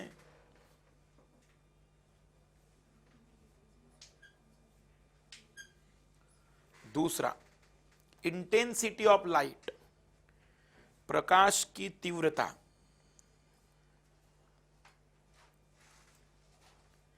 एंड क्वालिटी ऑफ लाइट, प्रकाश की गुणवत्ता, प्रकाश की तीव्रता और प्रकाश की गुणवत्ता। आप लोग मुझे बताएं, अगर इंटेंसिटी बढ़ेगी तो क्या होगा? पानी का ब्रेकिंग और भी फास्ट होगा, और पानी का ब्रेकिंग फास्ट होगा तो रिएक्शन और भी बढ़ेगी। बट अगर प्रकाश संश्लेषण की तीव्रता बहुत ज्यादा बढ़ गई तो ऐसी स्थिति में वो जो क्लोरोप्लास्ट होता है वही क्लोरोप्लास्ट ये प्रकाश तोड़ देता है। रिजल्ट ये होता है कि प्रकाश संश्लेषण की दर अचानक ही कम हो जाती है। तो इसका मतलब हुआ, एक सीमा तक अगर प्रकाश की तीव्रता बढ़ेगी तो प्रकाश संश्लेषण की दर भी बढ़ेगी, लेकिन उससे अधिक होने पर प्रकाश संश्लेषण की दर कम होना शुरू हो जाएगी। क्यों? क्योंकि क्लोरोप्लास्ट का फोटोलाइसिस हो जाता है, मतलब प्रकाश की उपस्थिति में उसका विघटन हो जाता है। तो ये तीव्रता का था, लेकिन क्वालिटी, किस प्रकाश में प्रकाश संश्लेषण की दर सबसे ज्यादा होगी? जिसमें एनर्जी सबसे ज्यादा होगी, और सबसे ज्यादा एनर्जी होती है रेड लाइट में। अरे रेड लाइट में आपने फार्मूले देखे होंगे, E is equal to h nu. तो न्यू, रेड लाइट में प्रकाश संश्लेषण की दर सबसे अधिक होती है, और सबसे कम प्रकाश संश्लेषण किसमें होता है? होता ही नहीं है। क्यों? क्योंकि कोई भी क्लोरोप्लास्ट ग्रीन लाइट को एब्जॉर्ब नहीं करता। इस वजह से तो हमें वो कैसा दिखाई देता है? हरा। कोई वस्तु पत्ती हरी क्यों दिख रही है? क्योंकि उसने सभी प्रकाश ले लिए, पर उसने उस ग्रीन लाइट को रिफ्लेक्ट कर दिया। तो वो लाइट जब मेरी आंखों में आए तो मुझे लगा कि सामने हरी चीज है, पर वो चीज हरी नहीं थी। वो तो केवल उस पदार्थ के द्वारा ग्रीन कलर को रिफ्लेक्ट करने की वजह से ग्रीन दिख रहा है। फिलोसॉफी में अगर आपने सुना हो तो लिखा होता है, यह दुनिया रंगहीन है, वास्तविक रूप से रंगहीन है। इस दुनिया में कलर किसी के पास नहीं है। जैसे हरी पत्ती है तो हरी क्यों है? क्योंकि उसने सभी कलर रख लिए अपने पास और कहा कि ग्रीन तुम्हारे एक पल, हमारे पास कोई जगह नहीं, तुम निकलो यहां से। तो जब उसने ग्रीन को लौटा दिया, मेरी आंखों में ग्रीन पहुंचा, तो मेरे ब्रेन ने कहा कि वो ग्रीन है, पर वो ग्रीन था ही नहीं, क्योंकि कलर तो उसके पास है ही नहीं। रेड फूल रेड कलर का क्यों दिख रहा होगा? सब कलर ले लिए, किसको लौटा कर आ गया? वो जिसे तुम नाम वास्तव में वो दे रहे हो ना, उसको नफरत करता है। तुम लाल गुलाब कह रहे हो, जबकि वो गुलाब उस लाल रंग से नफरत करता है, इसलिए उसे अपने घर में जगह, उसे कहता है निकलो यहां से। और जैसे ही लौट कर आता है, मेरी आंखों में जाता है, मेरा ब्रेन कहता है कि वो क्या है, पर वो लाल नहीं, वो रंगहीन है। उसने जो कलर टकरा कर भेज दिया, वो वास्तव में कलर दिख रहा है। क्या कलर का समझ में आ रहा है कंसेप्ट या नहीं? अभी भी फिजिक्स में तो क्लियर करेंगे। और इस रेट बढ़ जाएगी अचानक, क्योंकि वो पूरा कैच कर लेता है।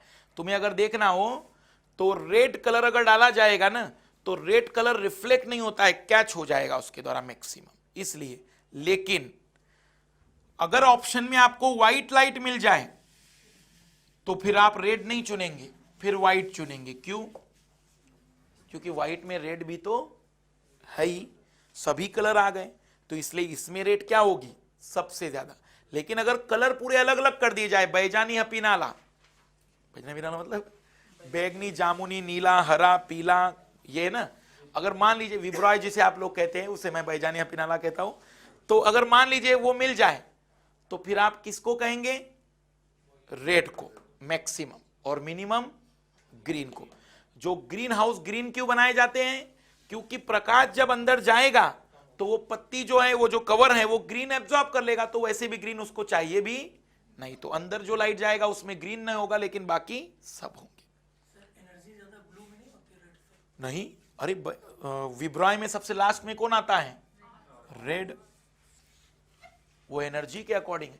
सबसे कम एनर्जी बैगनी की है, वायलेट की। लिखना,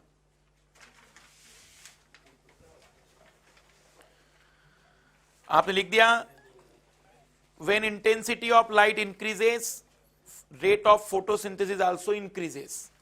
जब प्रकाश की तीव्रता बढ़ती है तो प्रकाश संश्लेषण की दर भी बढ़ती है। जब प्रकाश की तीव्रता बढ़ती है तो प्रकाश संश्लेषण की दर भी बढ़ती है। जब प्रकाश की तीव्रता बढ़ती है तो प्रकाश संश्लेषण की दर भी बढ़ती है।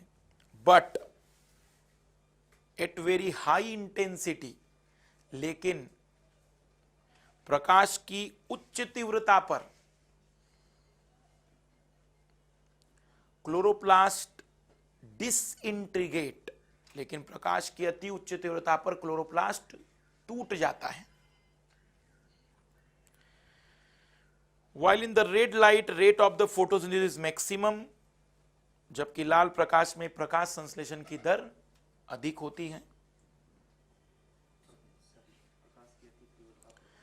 क्लोरोप्लास्ट का विघटन हो जाता है जिससे प्रकाश संश्लेषण की दर कम हो जाती है। While in the red light in rate of the photosynthesis is maximum, जबकि लाल प्रकाश में प्रकाश संश्लेषण की दर सर्वाधिक होती है, और मिनिमम किस में होगी? Green light. और आखिरी लिखना, इफेक्ट ऑफ टेम्परेचर, तापमान का प्रभाव। बताएंगे आप लोग खुद, तापमान का प्रभाव क्या होगा?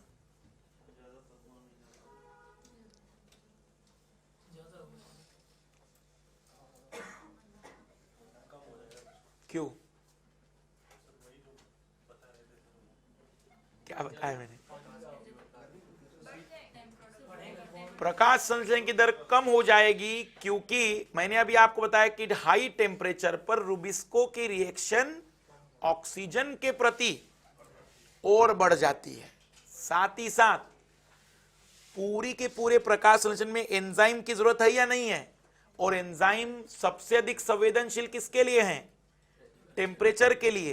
तो इस वजह से एक निश्चित तापमान के बढ़ने पर प्रकाश संश्लेषण की दर बढ़ेगी, और एक समय के बाद जब तापमान और बढ़ाओगे तो प्रकाश संश्लेषण की दर घटेगी, क्योंकि हाई टेम्परेचर पर एंजाइम काम नहीं करते। तो लिखना, एक निश्चित तापमान तक प्रकाश संश्लेषण की दर बढ़ती है, उसके बाद प्रकाश संश्लेषण की दर घटना शुरू होती है। At a particular temperature rate of photosynthesis increases। At a particular temperature rate of photosynthesis increases।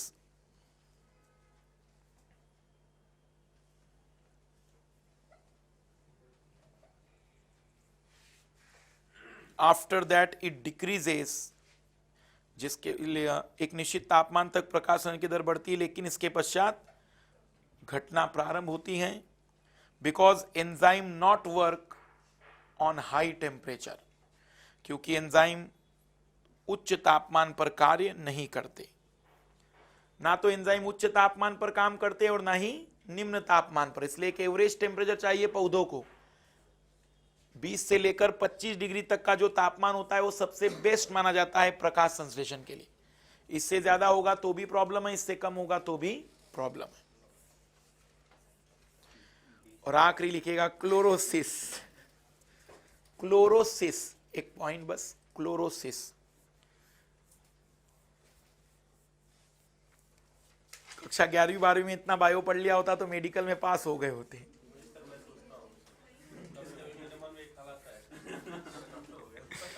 तो उस समय मुझे ढूंढ लेते तुम लोग, तो उस समय मैं तुम्हारे दुख दूर कर देता और डॉक्टर बना देता तुम लोगों को। देखो क्लोरोसिस, आपने गांव में देखा होगा, कुछ महिलाएं अक्षय तृतीया पर या फिर कुछ विवाह के प्रोग्राम पर गेहूं को घर में उगाती है किसी टोकरी के अंदर।